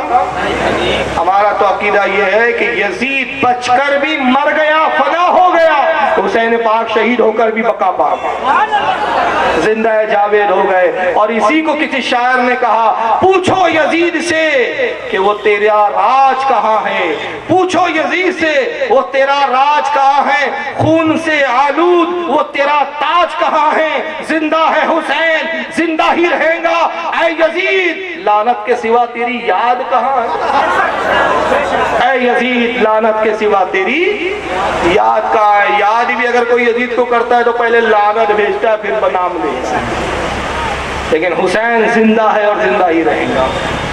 अब सवाल यह है कि इनको सबीलों से चिढ़ क्यों? उसकी मैंने एक बारीक वजह ध्यान में दी, शायद आप लोगों ने इस पर गौर नहीं किया होगा। आज ये कुछ बड़े हजरात बैठे जिन्होंने जलसा का इनेकाद किया, पूछो ये बचपने में मुहर्रम में क्या करते थे? मैंने भी बचपन में वही काम किया, हमारे घर के बच्चे भी मुहर्रमुल हराम में वही काम करते हैं, ये पीढ़ी दर पीढ़ी चला आ रहा है। जब बच्चे छोटे होते तो क्या करते हैं, मैं अपना मामूलात बताऊं, हम जब छोटे थे मेरे दोस्त अहबाब एक टीन का डब्बा लेते थे छोटा सा, कागज वगैरह चिपका दिया, एक घर जाते थे हिला रहे, चंदा, मोहर्रम का चंदा डालो, 1 रुपया डालो, 2 रुपया डालो। तुम बड़े पूछ रहे क्या कर रहे हो बच्चे, बेटा क्या कर रहे हो? शरबत पिलाने वाले, सबील लगाएंगे। क्यों? छोटे थे, छोटा काम था। बड़े हुए, सबील के साथ न्याज भी बढ़ गई। फिर और बड़े हुए, सबील और न्याज के साथ जलसा भी आ गया। तो शुरुआत कहां से हुई थी? चंदा करके, थोड़े से रुपये जमा करके सबील लगाना। तो पहले सबील लगाया, फिर नजर न्याज तक मामला आया, फिर जलसे जुलूस तक आया, और वक्त आके तभी मुनाजरे तक भी आ जाता है मामला। तो तरक्की होती रही। तो वहां भी जानता है आज सबील लगा रहा है, कल न्याज करेगा, कल न्याज करेगा, परसों जलसा करेगा, जलसा करेगा, नरसों हमसे मुनाजरे के चैलेंज करेगा और हमारे फिरके की धज्जियां भी कर देगा। तो जड़ ही को काटो, सबील लगाने ही मत दो, ताकि बच्चे सबील ही ना लगाए तो हुसैन पाक की याद का शऊर ही ना आए। और हमारे उलमा ने कहा कि अगर अपने बच्चों को अहले बैत की मोहब्बत का शऊर देना है तो बचपन से ही सबील का ज़ौक़ व शौक़ पैदा करो। और ये सबीलें इसलिए लगाई गई कि जब जब सबीलें लगती है यजीदियत की मौत होती है। और हम ज़बान हाल से सबीलें लगाकर शरबत और पानी पिलाकर बताते ऐ मरदूद यजीद और ऐ यजीद की औलादो, देख लो तुम्हारे बाप यजीद ने करबला में 72 लोगों पर 3 दिन पानी रोका था। आज करोड़ों हुसैन के चाहने वाले हैं और आज उन्होंने अहद कर लिया, खुदा की कसम आज हम किसी को प्यासा रहने नहीं देंगे। और एक एक प्याले में तेरे यजीद और यजीदियत की मौत हो। अब ये बताइए करबला में पानी किसने रोका था? हाँ? अरे किसने रोका था? और उसी करबला में हुसैन पाक ने पानी पिलाया था। आपको मालूम है किसको पिलाया था? अगर खुदा की कसम वो हुसैन वो पानी ना पिलाते तो 3 दिन की हम नौबत ही नहीं आती। तारीख के वाक़यात आपके बयान होते हैं कि नहीं? मैं अपने शहरों में तकरीर करता हूँ तो मुझे इतनी तफसील नहीं बतानी पड़ती। वजह यह है कि हमारे यहाँ 10-10 दिन मजलिस मुहर्रम का रिवाज है और हर साल इस वाक़यात इतने बताए जा चुके हैं कि लोगों को एक एक वाक़या जहन में बैठ गए। अब तो इशारा करके गुजर जाओ तो लोग समझ लेते। सबसे पहले जो दस्ता आया था ना करबला में इमाम हुसैन को घेरने के लिए, वो हूर इब्न यजीद का था। हूर इब्न यजीद एक जनरल, एक सरदार था। 1000 सिपाहियों के साथ इब्न जियाद ने उसको भेजा और हुक्म दिया कि जहां भी हुसैन मिले वहां रोक दो, उससे आगे बढ़ने मत देना, बाकी फौज में तेरे पीछे भेजता हूँ। हूर इब्न यजीद ने इमाम हुसैन को रोक दिया, कहा हुसैन मुझे हुक्म है कि इससे आगे बढ़ने नहीं दूंगा, थोड़ा सा आगे बढ़ दो। आपने कहा थोड़ा सा बढ़ने दे कुछ, अच्छा थोड़ा बढ़ दो। कुछ सफर किया, कहा बस अब इससे आगे रोक नहीं जाने दूंगा, क्योंकि इब्न जियाद के कुछ जासूस मेरे साथ चल रहे हैं। अगर वो इब्न जियाद को खबर कर देंगे मेरा मसला खड़ा हो जाएगा। आपने फरमाया कौन सी जगह आएगी? आप करबला। आप ऊँट से जमीन पर तशरीफ लाए इमाम हुसैन, आंखों में नमी आई, अपने बेटे ज़ैनुल आबिदीन ने कहा बेटा बस यही हमारी जाए शहादत, यही हम शहीद किए जाएंगे, यही हमारे खैमे लूटे जाएंगे, यही हमारे लाशें गिराए जाएंगे। और फिर एक एक जगह निशान लगा के बताते रहे बेटा ज़ैनुल आबिदीन यहाँ तेरा भाई अली अकबर शहीद किया जाएगा, यहाँ तेरे बाबा को गिराया जाएगा, तेरे चचा अब्बास अलंबरदार की शहादत यहाँ होंगी, हज़रत कासिम की यहाँ शहादत होंगी। एक एक जगह के निशान बताया आपने। इमाम ज़ैनुल आबिदीन ने कहा बाबा जान क्या हम हक पर नहीं है? बेटा तेरा बाप कभी ना हक पर हो सकता है। हूर आया, कहा कि इमाम अगर कुछ पानी हो तो पिलाइए, हमारे पास पानी का जखीरा खत्म हो गया, हम कूफा से सफर करते हुए आ रहे हैं, आपके साथ पानी का इतना जखीरा था कि 3 महीने भी अगर आप रुके रहते तो पानी काफी था। हुसैन पाक ने फरमाया इनको पिला दो। साथियों ने कहा सरकार यह पानी की किल्लत है, हमें अंदेशा है कि कहीं ऐसा ना हो कि नहर फुरात पे पहरे बिठा दिए जाए, आज हम इन्हें पानी पिला रहे, कल ये हमें ही पानी से ना रोक दे। आपने फरमाया क्या तुम इस पर राजी नहीं कि नाना के हाथों जामे कौसर पियो? पिला दो इनको। 1000 के लश्कर को पूरा पानी पिला दिया। अगर वो पानी हुसैन पाक ना पिलाते तो 3 दिन की प्यास की नौबत ना आती। तो पता चला करबला का मैदान है, एक ने हुसैन पे पानी रोका है और एक को हुसैन पिला रहे हैं। तो सुन्नी हुसैन वाले थे, उन्होंने पिलाने का तरीका लिया। तुम यजीद की औलाद थे, तुम्हारे बाप ने भी रोका था, आज तुम भी रोक रहे हो। अब अपना अपना नसीब है, इस पे क्या इसमें झगड़ने की बात है, लड़ने की बात है? भाई अल्लाह ताला ने फैसला कर दिया कि तुम हुसैनी बनना चाहते हो कि यजीदी बनना चाहते हो। इस पे ये जो फलसफा ला रहा है कि मेरा बाप मर जाए, अबे तेरा बाप और है, हुसैन पाक और है। तेरा बाप मर जाए तो मरते थे जहन्नम। कहाँ थे अपने बाप का तकाबुल हुसैन पाक से कर रहा है, ये मुंह और मसूर की दाल। तेरा कहा खबीस मनूस वावड़ा बाप जिसको जहन्नम भी मुंह फाड़े इंतजार में कि कब तू मेरे अंदर आता है, ईंधन की जरूरत है। और कहा वो हुसैन पाक जन्नतियों के सरदार, मेरा बाप मर जाए तो तुम खुशी मनाओगे। अबे हम तो खुशी मनाएंगे, चलो एक धरती का बोझ खत्म हुआ। ये कौन सी फलसफा है? अबे तुझ में हिम्मत होती खबीस मरू तो जाहिल, तो कोई रिवायत हदीस सुनाता कि सबील लगाना जायज नहीं है, तो अगर अपने आप को अहले हदीस कहता तो एक हदीस पेश करता कि न्यास करना जायज नहीं है। जबकि हमारे यहाँ तो हदीस है अल्हम्दुलिल्लाह। आका सल्लल्लाहु अलैहि वसल्लम इरशाद फरमाते हैं, लोगों जहाँ पानी ना मिलता हो, पानी की किल्लत हो, वहां अगर कोई किसी प्यासे को एक प्याला पानी पिला दे, उसको अल्लाह ताला एक हज मबरूर का सवाब अता फरमाता है। एक साहबी खड़े हुए, या रसूलल्लाह आपने तो वहां के लिए पानी पिलाने की बात की, सरकार जहाँ पानी ना मिलता हो, किल्लत हो पानी की, वहां पानी पिलाओ, हज का सवाब। हुजूर जहाँ पानी की फरावानी है और वहां भी कोई प्यासा पानी मांगे, हम उसे पानी पिलाए तो उस पर भी कोई सवाब है? फरमाया हाँ, उसे उम्रे का सवाब। तो अब ऐसी जगह सबील लगाया कि जहां पानी की किल्लत थी तो हज का सवाब, और ऐसी जगह सबील लगाया जहां किल्लत नहीं थी फिर भी पिला रहे हो तो उम्रे का सवाब। दोनों सूरतों में सवाब ही सवाब। तो पिलाने में तो सवाब है, ना पिलाने में तो कोई मामला ही नहीं है। तो ये कौन सी बात हुई? लेकिन इनको कौन सा पानी पसंद है और कौन किससे नफरत है? आइए मैं किताब आपके सामने पेश करता हूँ, जरा देखते चलिए। किताब का नाम है फतावे रशीदिया। मौलवी रशीद अहमद गंगोही साहब ने लिखी है। देवबंद के बहुत बड़े आलिम फाजिल माने जाते हैं, बल्कि आलिम फाजिल ही नहीं, इनको देवबंदी गौसे आलम कहते थे। पूरे आलम के गौस थे, और ये हमें कहते गौसे आजम कहना चाहिए। फतावे रशीदिया सफा नंबर 139 पर सवाल होता है। सवाल किसी ने पूछा कि मुहर्रम में अशरा वगैरह के रोज शहादत का बयान कर रहा, अशरा यानी आशुरे के दिन 10 मुहर्रम को शहादत का बयान करना, इमाम हुसैन की शहादत का जिक्र करना, माशार बा रिवायत सहिया, यानी ऐसे अशार पढ़ना जिसमें सही रिवायत बयान की जाए, या बाज़ ज़ईफ़ा, या ऐसी रिवायत जिसमें कुछ ज़ईफ़ रिवायतें भी आ जाए। वनीस सबील लगाना और चंदा देना, और शरबत दूध बच्चों को पिलाना दुरुस्त है या नहीं। अब इतने सारे सवाल पूछे उसने कि भाई इमाम हुसैन का जिक्र करना कैसा, इमाम हुसैन की शान में अशार कहना कैसा, चंदा देना कैसा ऐसे कामों में, शरबत पिलाना कैसा, बच्चों को दूध पिलाना कैसा। अब ये सवाल किया तो मौलवी साहब जवाब क्या देते हैं? मुहर्रम में जिक्र शहादत हुसैन अलैहिस्सलाम करना, अगरचे बारिवायत सहिया हो, या सबील लगाना, या शरबत पिलाना, या चंदा सबील और शरबत में देना, या दूध पिलाना, सब ना दुरुस्त। जिक्र हुसैन करना भी ना दुरुस्त, शरबत पिलाना भी ना दुरुस्त, चंदा देना भी ना दुरुस्त, दूध पिलाना भी सभी सब ना दुरुस्त। और ये सब ना दुरुस्त क्यों है? तशब्बुह रवाफिद की वजह से हराम है।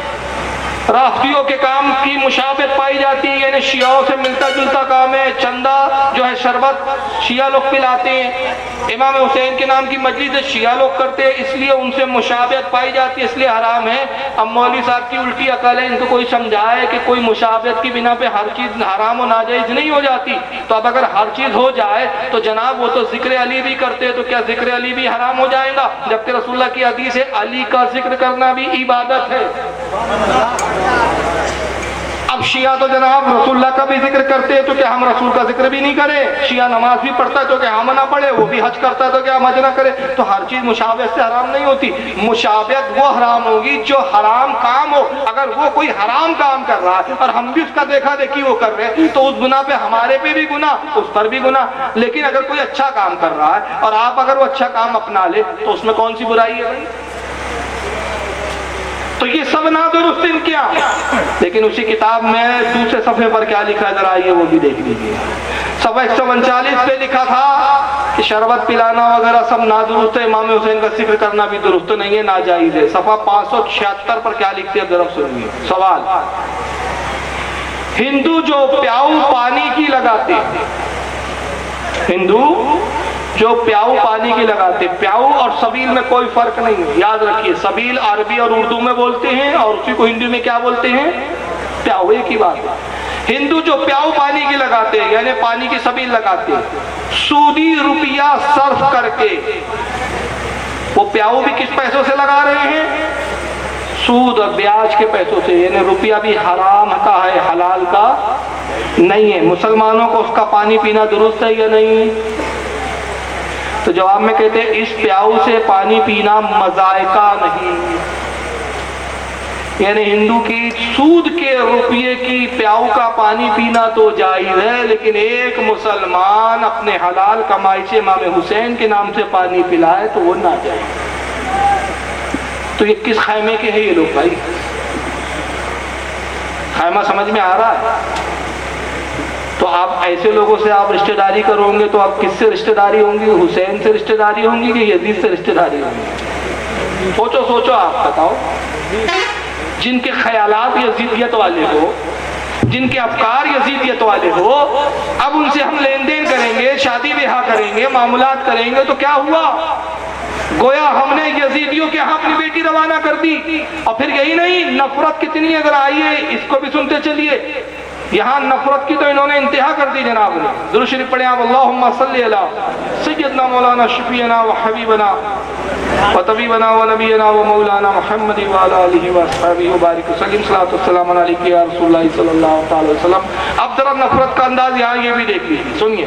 9 मुहर्रम को हुसैन के नाम पे ज़िबा होने वाला गोश्त लेने वालों, कहते हैं बेटा ये पड़ोसी है, मुहर्रम का गोश्त लाया है, शबरात के कुंडे लाया है, ले लो कोठे से छट दिया जे, ना खाया जे।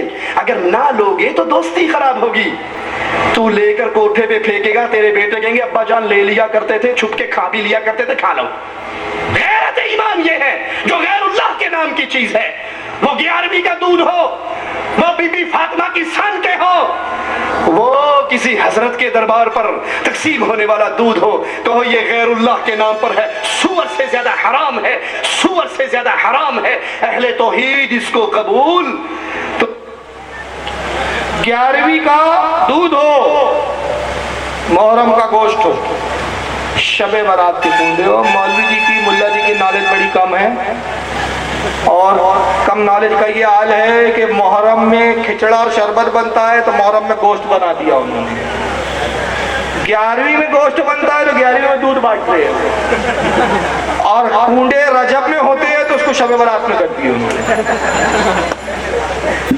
ये मुल्ला जी का इल्म है, ये मुल्ला जी की नॉलेज है। कहते हैं कि 11वीं का दूध हो, शबे बारात के कुंडे हो, या मुहर्रम का गोश्त हो, ये गैरुल्लाह के नाम पर है। सूअर से भी ज्यादा हराम, इससे ज्यादा हराम है। अरे बोलिए, सूअर से ज्यादा हराम। अब ये बताइए सूअर को हराम किसने करा दिया? सूअर हराम है ये कैसे, किसने कहा भाई? अरे बोलिए ना, डर रहे यार आप लोग, इतना डर के बोलते हैं। सूअर किसने हराम किया? अल्लाह ताला ने ना। जिस चीज को अल्लाह हराम करे उससे बढ़कर हम किसी चीज को और हराम कर सकते हैं? लेकिन मुल्ला जी का हाल ये है कि मौलवी साहब अल्लाह के हराम करदा पर खुश नहीं है, राजी नहीं है। कहते अल्लाह सूअर को तो तूने कुरान में हराम किया, मैं 11वीं की गोश्त को सूअर से बढ़कर हराम करा दे, सूअर से भी ज्यादा हराम। यानी सूअर तो कम है, तो इसको पता चला कि ये सूअर तो खा लेंगे लेकिन 11वीं का गोश्त नहीं खाएंगे। सूअर चल जाएगा, 11वीं नहीं चाहिए। अब एक बात बताइए, हराम क्यों उन्होंने दलील क्या दिया? दलील सुना आपने? कोई दलील नहीं, सिर्फ एक ही मुजोरी, गैरुल्लाह के नाम पर है। गैरुल्लाह के नाम पे किया हराम हो गया, गैरुल्लाह के नाम पे किया हराम हुआ। अरे गैरुल्लाह के नाम से मंसूब होने से अगर हर चीज हराम हो जाती है तो पहले देखोगे कुरान ही हराम, कुरान का पढ़ना हराम। कुरान किसकी किताब है, किसका कलाम है? अल्लाह का कलाम, अल्लाह की किताब, लेकिन मंसूब किससे है? सब गैरुल्लाह से। सारी सूरतों के नाम देखते जाइए, सूरह बकरा, बकरा के मायने होते गाय, गाय वाली सूरत सूरह निसा, निसा यानी औरत, औरतों वाली सूरत सूरह आले इमरान, आले इमरान यानी इमरान की औलाद, इमरान की औलाद वाली सूरत सूरह इब्राहिम, सूरह यूसुफ, सूरह लूत, सूरह अनकबूत, अनकबूत यानी मकड़ी, मकड़ी वाली सूरत, सूरह नमल, नमल यानी चूटी, चूटी वाली सूरत, सूरह फील, फील यानी हाथी वाली सूरत, सूरह काफिरून, सूरह मुनाफिकून। तो इन वहाबरों से पूछो कि ये मुनाफिकून जो है ये काफिरून है, इब्राहिम है, यूसुफ है, लूत है, ये काफिरून, मुनाफिकून, निसा, आले इमरान, नमल, अनकबूत, बकरा, ये सब अल्लाह है कि गैरुल्लाह? सब गैरुल्लाह। चूटी तो अल्लाह नहीं है ना, माज़अल्लाह, अस्तगफिरुल्लाह। मकड़ी तो अल्लाह नहीं है ना, ये भी तो गैरुल्लाह है ना। इब्राहिम अल्लाह नहीं है, यूसुफ अल्लाह नहीं है, हजरत लूत अल्लाह नहीं है। काफिर तो काफिर ही है, मुनाफिक तो बदतर तरीन मखलूक है। मगर इन बदतर तरीन मखलूक के नाम से भी कुरान की सूरतें मंसूब है। तो जब इनसे कुरान की मंसूब, अल्लाह का कलाम मंसूब, तब हराम ना हुआ, तो जानवर से बुजुर्गों का नाम मंसूब हो जाए तो कैसे हराम हो गया? मस्जिद किसका घर है? अल्लाह का घर है ना। मगर मस्जिदों के नाम नहीं थे कि फला सेठ साहब की मस्जिद, फला मुंशी साहब की मस्जिद, फुला की मस्जिद, फुला की मस्जिद। हद तो ये है कि एक ऐसी मस्जिद जिसकी फजीलत के बारे में आका कहते हैं कि लोगों वो मस्जिद वो है रूए ज़मीन की अफजल तरीन मस्जिदों में शामिल, जहां पर एक वक्त की नमाज 70 वक्त की नमाजों से अफजल। 40 दिन जिसने तकबीर उला के साथ मेरी मस्जिद में नमाज पढ़ ली, 40 नमाजें वक्त की अदायगी के साथ पाबंदी से पढ़ ली, वो ऐसे पाको साफ हुआ जैसे उसकी माँ ने आज इसको जना हो। कौन सी मस्जिद है वो? जहाँ जिब्रील भी आए हैं, जहाँ फरिश्तों का भी नुज़ूल हुआ है, वो है मस्जिद नबवी। मस्जिद अल्लाह का घर, लेकिन मंसूब किससे है? नबी से। मस्जिद नबवी, तो नबी भी तो अल्लाह नहीं है। आइए देखिए, मैं न्यास के बारे में एक छोटा सा फलसफा समझा देता हूँ, फिर उसके बाद आगे बात बढ़ाएंगे। असल में कुरान की एक आयत ये लोग पेश करते हैं इस ताल्लुक से, चाहे वो मुहर्रम का खिचड़ा हो, शरबत हो, या 11वीं का खाना हो, या कोई भी नजर नियाज हो, उसके हराम होने पर ये एक आयत पेश करते, कहते देखो कुरान में कई जगह ये अल्लाह ने इरशाद फरमाया, वमा उहिल्ला बिही लिगैरिल्लाह, अल्लाह ने हराम किया उस जानवर को जिसके, हालांकि आप देखिए शाह वलीउल्लाह मौती से देहलवी से लेकर हजरत अब्दुल्लाह इब्न अब्बास तक सारे मुफस्सिरीन ने यही इसका तर्जमा बयान किया, यही मफहूम लिया कि वो जानवर हराम नहीं है जो अल्लाह के गैरुल्लाह के नाम से मंसूब हो, बल्कि हराम कौन सा है? वो जानवर हराम किया गया जिसके सबा पर गैरुल्लाह का नाम पुकारा जाए। नाम पुकारने पे जानवर हराम होता है। जैसे अगर कोई जानवर ले, बकरा ले और कहे तबा करते होगा बिस्मी अब्दुल कादिर जीलानी, जानवर हराम हो गया। किसी ने कहा बिस्मी मोइनुद्दीन चिश्ती, जानवर हराम हो गया। किसी ने कहा बिस्मी मोहम्मद रसूलुल्लाह, जानवर हराम हो गया। लेकिन कोई कम इल्म से कम इल्म, बोधे सी बोधी अकल रखने वाला जब भी जानवर ज़बा करता है किसी वली का नाम नहीं लेता, किसी बुजुर्ग का, रसूल का नाम नहीं, बल्कि क्या कहता है? बिस्मिल्लाहि अल्लाहु अकबर।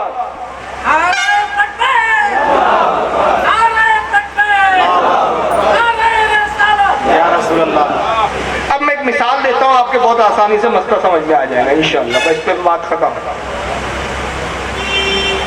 रामदेव बाबा जी ने एक बकरा पाला, इन्होंने रामदेव बाबा जी ने, अब पतंजलि के प्रोडक्ट खिलाते थे उसको, बकरा बड़ा मोटा ताजा हो गया। तो एक मरतबा मौलाना अजमल साहब का गुजर हुआ, देखा रामदेव जी बाबा के मठ पे एक बकरा बंधा हुआ है। कहा बाबा जी बकरा बेचना है? कहा पतंजलि का बकरा है, बेचना है। बेच दिया 50,000 में। मौलाना ने लाया घर पे, चाकू उठाया, छुरी उठाया, कहा बिस्मिल्लाहि अल्लाहु अकबर। बताइए जानवर हराम के हलाल? बकरा तो रामदेव बाबा का है, पाला रामदेव बाबा जी के यहाँ, 2 साल रामदेव बाबा ने खिलाया पिलाया। और जो भी जब भी कोई मठ में आता था बकरे को देखकर यही कहता था रामदेव बाबा जी का बकरा, रामदेव बाबा जी का बकरा। तो मंसूब किससे था? रामदेव बाबा जी से। पुकारा किसके नाम से गया? रामदेव बाबा जी से। मशहूर किसके नाम से हुआ? रामदेव बाबा जी। लेकिन आप कह रहे हलाल, तो क्यों हलाल कहा आपने? इसलिए कि सबा के वक्त मौलाना साहब ने अल्लाह का नाम लिया। अब मिसाल को उलट कर लीजिए, बकरा मौलाना साहब ने पाला, 28 साल तक खिलाया पिलाया, काजू खिलाया, बादाम खिलाया, अच्छी अच्छी चीजें खिलाई, खूब मोटा ताजा कर लिया। नजर रामदेव बाबा जी की पड़ गई, कहा मौलवी जी बकरा बेचेंगे? हाँ बेच देंगे बाबा जी। लाओ कितने में? 50,000 में ले जाइए। 50,000 में बकरा बेचा। रामदेव बाबा जी मठ में आए, कहा लोगों आज तुम्हें बकरी की दावत करने वाला हूँ। चाकू लिया और कहा जय भव। बकरा हराम के हलाल? बकरा तो हजरत का है, पाला हजरत ने, खिलाया हजरत ने, मंसूब हजरत से था, मशहूर हजरत के नाम से था।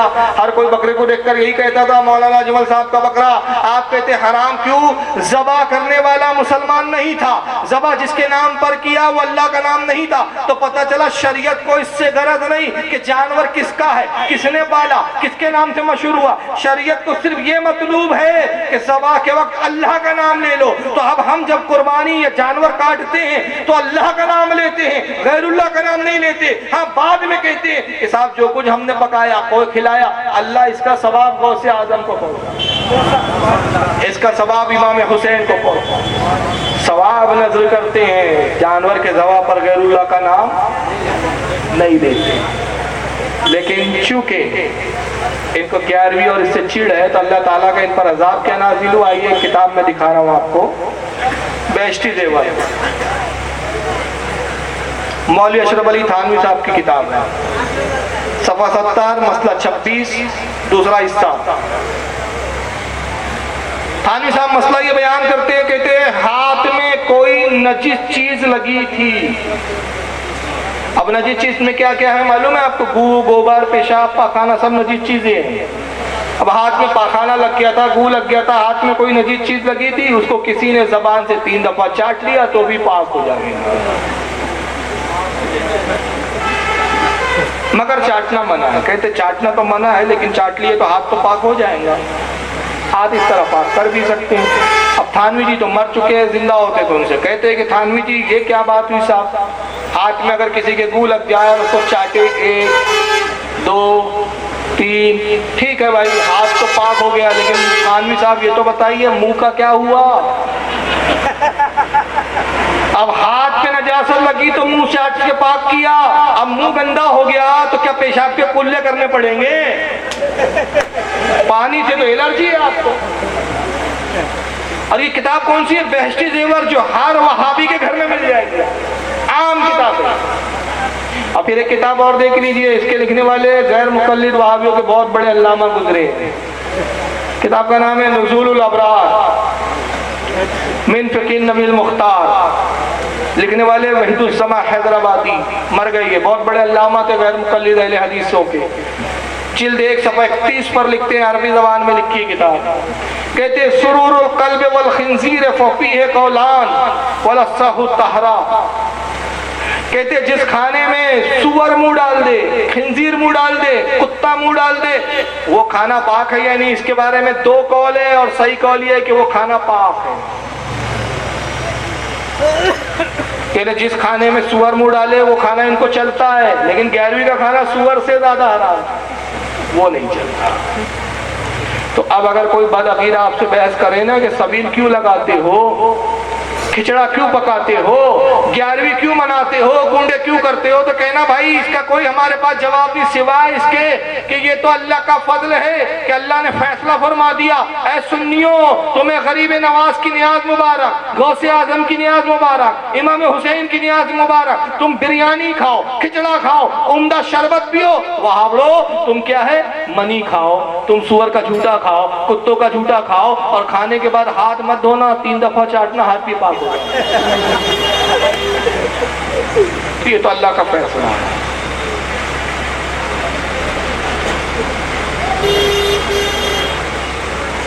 बहरहाल चलिए आइए एक और कुछ चीज देखते चले।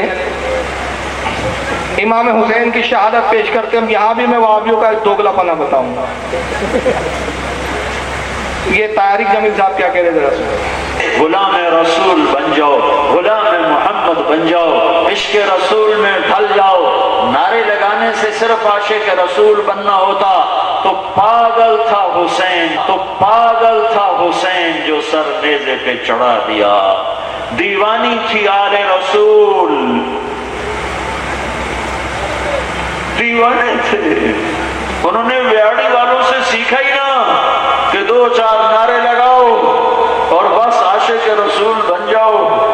है बड़े कमले निकले अहले बैत। उन्होंने व्याड़ी वालों से सबक ही ना सीखा कि 2-4 नारे लगा के 2-4 देगे चढ़ा के फूल झंडियां लगा के आशिक रसूल बन जाओ।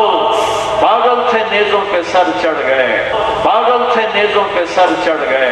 और आज हुसैन का सर कटा हुआ इब्ने ज़ियाद के सामने है, उसके हाथ में छड़ी है और यूं मुंह पे मार रहा था, ऐसे ऐसे मार रहा था। यहाँ वो होंठों पे छड़ी लगती थी, ऐसे होंठों पे आकर लगती थी। अबू बरज़ा असलमी खड़े हो गए रज़ी अल्लाह अन्हु, कहने लगे ओ बदबख्त, ओ मनहूस, ये छड़ी किधर से हटा। मैंने इन होंठों पे अल्लाह के नबी के होंठों को लगते देखा हुआ है, इन होंठों को अल्लाह के नबी ने चूमा हुआ है, कहां छड़ी मार रहे हो। कैसा पागल था हुसैन, कैसा पागल था हुसैन, जो ब्याड़ी वालों से सबक ही ना सीखा और सारी औलाद ज़बा करवा दी। पाकिस्तान वालों से सबक ही ना सीखा, आज के आशिकों से सबक ही ना सीखा और सारी नस्ल कटवा के रख दी। पागल था हुसैन, हुसैन पाक पागल था। ये लबो लहजे हैं इनके बड़े बड़े हस्तियों और बड़ी बड़ी शख्सियतों के ताल्लुक से। पागल था हुसैन, सारी औलादें कटवा दी। पागल था हुसैन, औलादों को ज़बा करवा दिया। और यही जुमले अगर इसके लिए बोल दिए कि पागल था अशरफ अली थानवी के हिफ्जुल ईमान लिख दिया, पागल था कासिम नानातवी के तहज़ुर नास लिख दिया, पागल था रशीद अहमद गंगोही के अल्लाह को झूठा करार दे दिया, तो चेहरे के जोग्राफिये बदल जाएंगे। कहेंगे हमारे मौलियों को पागल गुस्ताखी कर रहा है। और पैमाना क्या बनाया है, व्याड़ी पाकिस्तान का एक इलाका है, वहां पर मिलादुल नबी का जुलूस निकालते हैं, खुशियां मनाते, झंडियां लगाते हैं। मुहर्रमुल हराम में वो खिचड़ा भी बनाते हैं, हुसैन पाक का भी जिक्र होता है। अब वो मिलादुल नबी की रौनक इससे हजम नहीं हो रही है, इस मुनाफिक से। वजह यह है कि जब नबी पैदा हुए तो रेकी को तकलीफ थी, इनके अब्बा, आपको पता है ना कौन है इनके अब्बा जान, तो औलादे भी आज तक तकलीफ में। तो अब उस पर तबसरा कर रहा है हुसैन पाक ने तो करबला में औलादे कटा दी, तो वो पागल थे, व्याड़ी वालों से सीखा नहीं। 2-4 झंडियां लगाओ और आशिक रसूल बन जाओ, 2-4 देगे चढ़ा दो नबी के नाम से, आशिक रसूल बन जाओ। अरे खबीर, इसका ये मतलब नहीं है आज अमन का दौर है तो न्याज़ें हो रही है, इस्लाम पे वक्त आएगा तो सुन्नी ही आगे बढ़ेंगे।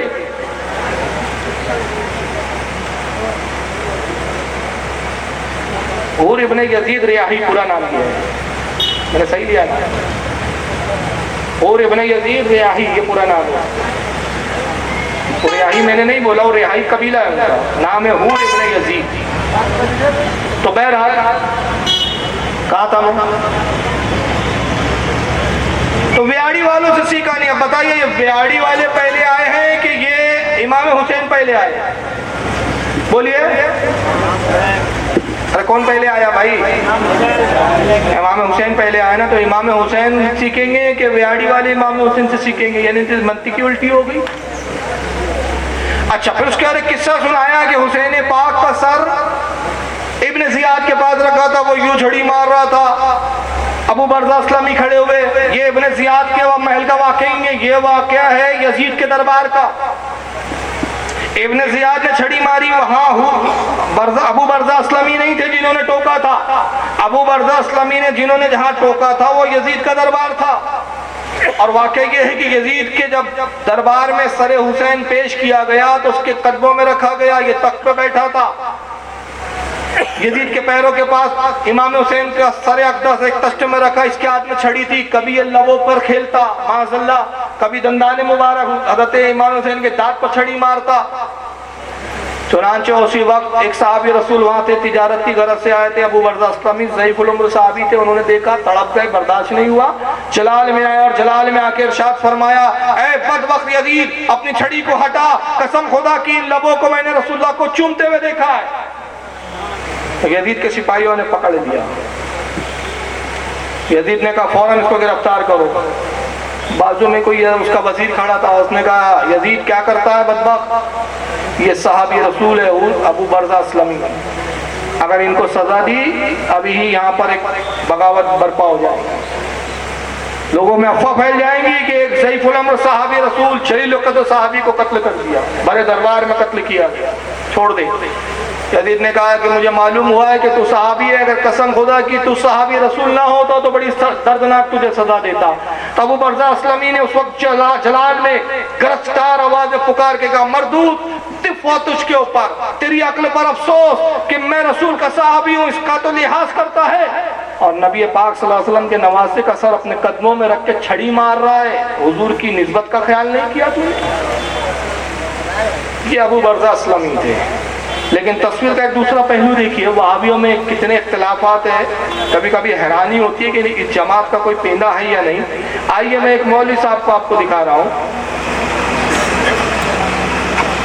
अब ये मौलवी साहब क्या कहते हैं, ये कहते हैं कि ऐसा कोई वाक़या ही नहीं है। कितने वाक़यात का इनकार किया, जरा आइए देख लीजिए। दुरूद शरीफ पढ़े आप, अल्लाहुम्मा सल्ली अला सय्यदना मौलाना मुहम्मदिन अदद मा फी मिल्लाहि सलातन दाइमतन बिदवामी मलिकिल्लाहि सल्लल्लाहु तबारक व तआला अलैहि वसल्लम। सुनिए ये मौलवी साहब। दूसरी बात यह है कि यजीद के बारे में कहा जाता है कि उसने और उसकी फौज ने जनाबे हुसैन की औरतों की तौहीन की। ये सब बातें गलत हैं। उस जमाने में सहाबा किराम जिंदा थे, उस जमाने में औरतों की तौहीन करना मुमकिन है, कत्ल करना मुमकिन है, औरतों की तौहीन करना मुमकिन नहीं था। अगर औरतों की तौहीन होती, अब्दुल्ला बिन उमर खामोश न रहते, अब्दुल्ला बिन जुबैर खामोश न रहते, अब्दुल्ला बिन अब्बास खामोश न रहते।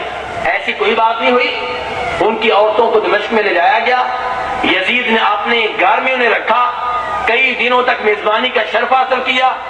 और जब उसे इत्तला मिली कि जनाबे हुसैन शहीद हो गए हैं, वो रोता रहा, उसे अफसोस हुआ और जनाबे हुसैन के बेटे ज़ैनुल आबिदीन की बड़ी खिदमत की, बड़े एहतराम से पेश आया और कई दिनों इस अजीम खानदान की मेजबानी का शर्फ हासिल करने के बाद इन्हें मदीना भेज दिया इज्जत और एहतराम के साथ। कई तो तहफ़ दिए, ज़ैनुल आबिदीन से कहा मेरे लिए कोई हुक्म हो, कोई चीज चाहिए हो आप मुझे बताएं।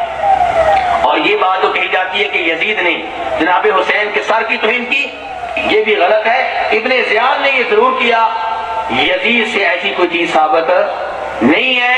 तो इसलिए मेरे भाइयों, हम ये कहते हैं कि यजीद मुसलमान बादशाहों में से एक बादशाह। दूसरी बात, ये वीडियो समझ में आई कि नहीं? कुछ शोर भी हो रहा था साइड से, समझ में आई आपके? पूरी यजीद की सफाई दी बदबख्त ने, औरतों की कोई तौहीन नहीं हुई, कोई घुमाया फिराया नहीं गया। उस जमाने में अगर औरतों की तौहीन होती तो साहबा खामोश नहीं रहते। अकल देखो जनाब की, साहबा खामोश नहीं रहते। औरतों का कत्ल तो उस वक्त मुमकिन था, लेकिन औरतों की बेहुरमती मुमकिन नहीं थी। अगर औरतों की बेहुरमती हुई होती तो अब्दुल्लाह इब्न जुबैर खामोश नहीं रहते, अब्दुल्लाह इब्न उमर खामोश नहीं रहते, हजरत अब्दुल्ला इब्न अब्बास खामोश नहीं रहते। बेवकूफ़ जाहिल से कोई पूछे कि तौहीन हो रही थी कूफा के अंदर, दिमिश्क के अंदर, और ये तीनों जो अब्दुल्ला जिनके नाम बताए, अब्दुल्ला इब्न जुबैर, अब्दुल्ला इब्न उमर, अब्दुल्ला इब्न अब्बास, ये कूफा में थे या मक्का में थे? उस वक्त कहाँ थे? तो ये कहाँ से रोकने आ जाते हैं?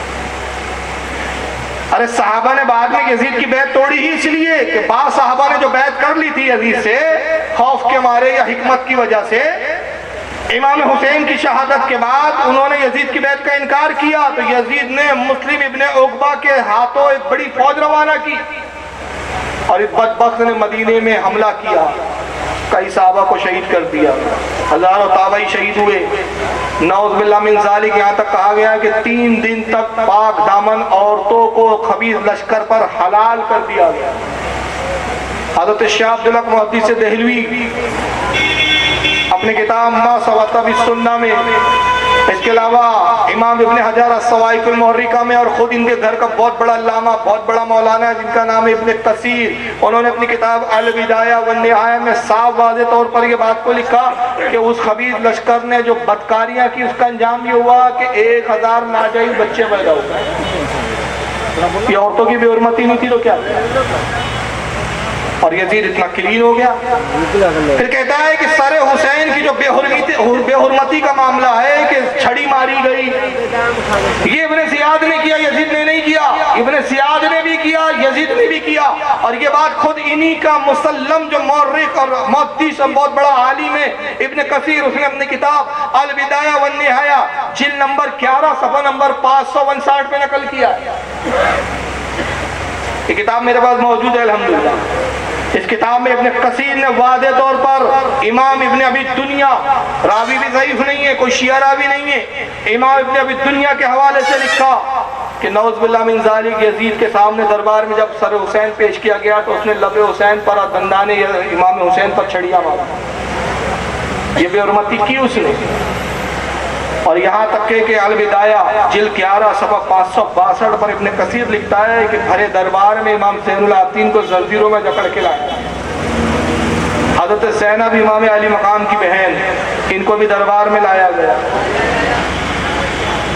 तमाम शहजादियों को लाया गया भरे दरबार में। तभी एक शामी उस दरबार में दाखिल होता। वो शामी जब आया तो किसी जगह यजीद ने उसको, एक बगावत हो गई थी मुख्तसर सी किसी छोटे से इलाके में, वो दबाने के लिए उस शामी को भेजा था फौज का सिपा सालार और जनरल बनाकर। वो फतेहयाब होकर लौटा।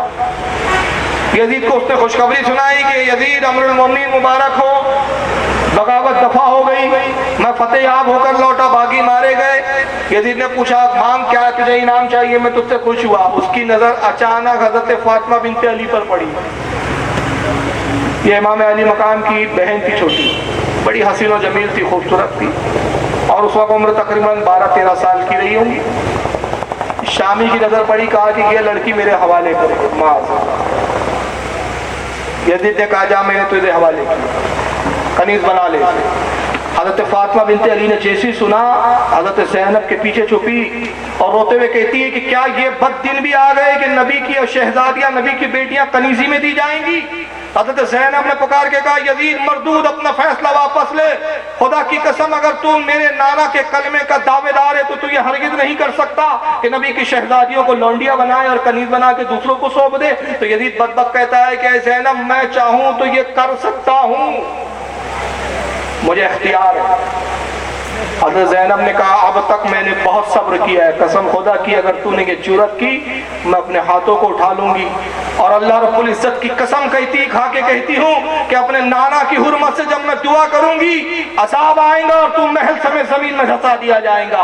बस इस गरजदार आवाज के साथ हज़रत ज़ैनब ने जुमले कहे। यजीद लरज़ गया और कहा कि तेरे जुमलों में और तेरे खुतबे में अली की फसाद छलकती है, आखिर तू उसी की बेटी है। जा ज़ैनब, मैंने तेरे कहने और तेरी वजह से जो है इस बच्ची को बख्श दिया। ये मामला शामी देख रहा था, बड़ा हैरत ज़दा था कि मामला क्या है। एक कनीज है, कैदी बनकर आई है। आमतौर पे कैदियां बड़े सहमे होते हैं, ये कौन है जो कैद की हालत में इतना गरज रही है, इतना बोल रही है। उसने यजीद से पूछ लिया अमीरुल मोमिनीन ये कौन है जिसकी जुमलों में, जिसके खुतबे में तीर के नश्तरों की तरह चुबान है, कौन है ये। यजीद ने कहा तू पहचानता नहीं? अरे ये ज़ैनब है, हुसैन की बहन। ये हुसैन जो बागी सर रखा हुआ है, हुसैन जिसे उसकी बहन अली की बेटी है, और ये जिसको तू मुतालबा कर रहा था ये अली की साहबजादी फातिमा बिनते अली है। बच्चे इसी शामिल ने सुना, अपने बाल नोचे, कपड़े फाड़े, कहा अफसोस कितना बड़ा मुझसे गुनाह हो गया, कितनी बड़ी मुझसे खता हो गई। मैं न जान सका कि ये तो मेरे नबी के घर वाले, मैं इन्हें कनीज बनाने की बात कह गया। अल्लाह अकबर, मेरा तो गुनाह अल्लाह की बारगाह में कभी मुकाबिले माफी नहीं है, मैं हलाक हो गया। ऐ यजीद बदबख्त, तूने ये क्या किया? हुसैन को शहीद कर दिया और बागी करार दे रहा है। तूने आले नबी को कैद कर दिया, बागी करार दे रहा है। अल्लाह की लानत हो यजीद तुझ पर, अल्लाह की लानत हो तुझ पर, तेरी हुकूमत तबाह हो जाए। जब वो शामी ने ये कहना शुरू किया, यजीद को गुस्सा आया, जल्लाद को इशारा किया तलवार ले सर कलम कर। तलवार चली, वो शामी कभी वहीं पर ही खात्मा कर दिया गया। ये इब्ने कसीर लिख रहा है, मेरे पास दूसरे हवाले, लेकिन मैं सिर्फ इब्ने कसीर के इसलिए दे रहा हूँ कि इन वहाबियों के नजदीक बहुत मुसल्लम पेशवा बुजुर्ग सब कुछ दारो मदार इब्ने कसीर पर है। अल बिदाया के अंदर इब्ने कसीर ने ये जिल्द 11 सफ़ा 562 के ऊपर ये वाक़या नकल किया। और इब्ने कसीर ने कोई शिया रावी से नहीं लिया, एक शिया रावी से जो बाद रिवायत इब्ने कसीर ने ली अबू महनफ से, उसके बारे में इब्ने कसीर कहते हैं कि ये शिया जरूर है लेकिन तारीख में मोतबर है, सिका है, लिहाजा इसकी रिवायत इमाम तबरी हो, इब्ने असीर हो, सब ने कबूल की। हालांकि इस रिवायत में शिया रावी नहीं है, लेकिन फिर भी मैं बता रहा हूँ कि बहुत सारी रिवायतें अबू मिखनफ के हवाले से ली गई है। बहरहाल एक इल्मी मौजू है जो यहाँ पे आमतौर पे इतना सुनना पसंद नहीं करते। बॉम्बे में इस तरह की तकरीर में बड़ा लुत्फ आता है। ये सारी हरकतें हुई और ये यजीद की औलाद आज अपने बाप का दिफा करने में लगी है। एक कहता है कि नहीं छड़ी मारी गई, दूसरा बोलता नहीं हुआ। एक कहता है कि करबला की कहानी झूठी है, दूसरा बोलता नहीं, हुसैन तड़प तड़प के मरे, घर में और जमाती में कुछ पैदा नहीं। और यही नहीं बल्कि पूरे दिमिश्क के अंदर जुलूस की शक्ल में अहले बैत को घुमाया गया। इस हाल में घुमाया गया कि सर हुसैन नेज़े पर था। ऊँटों की नंगी पीठ पर इमाम इब्न हजर अल मक्की अल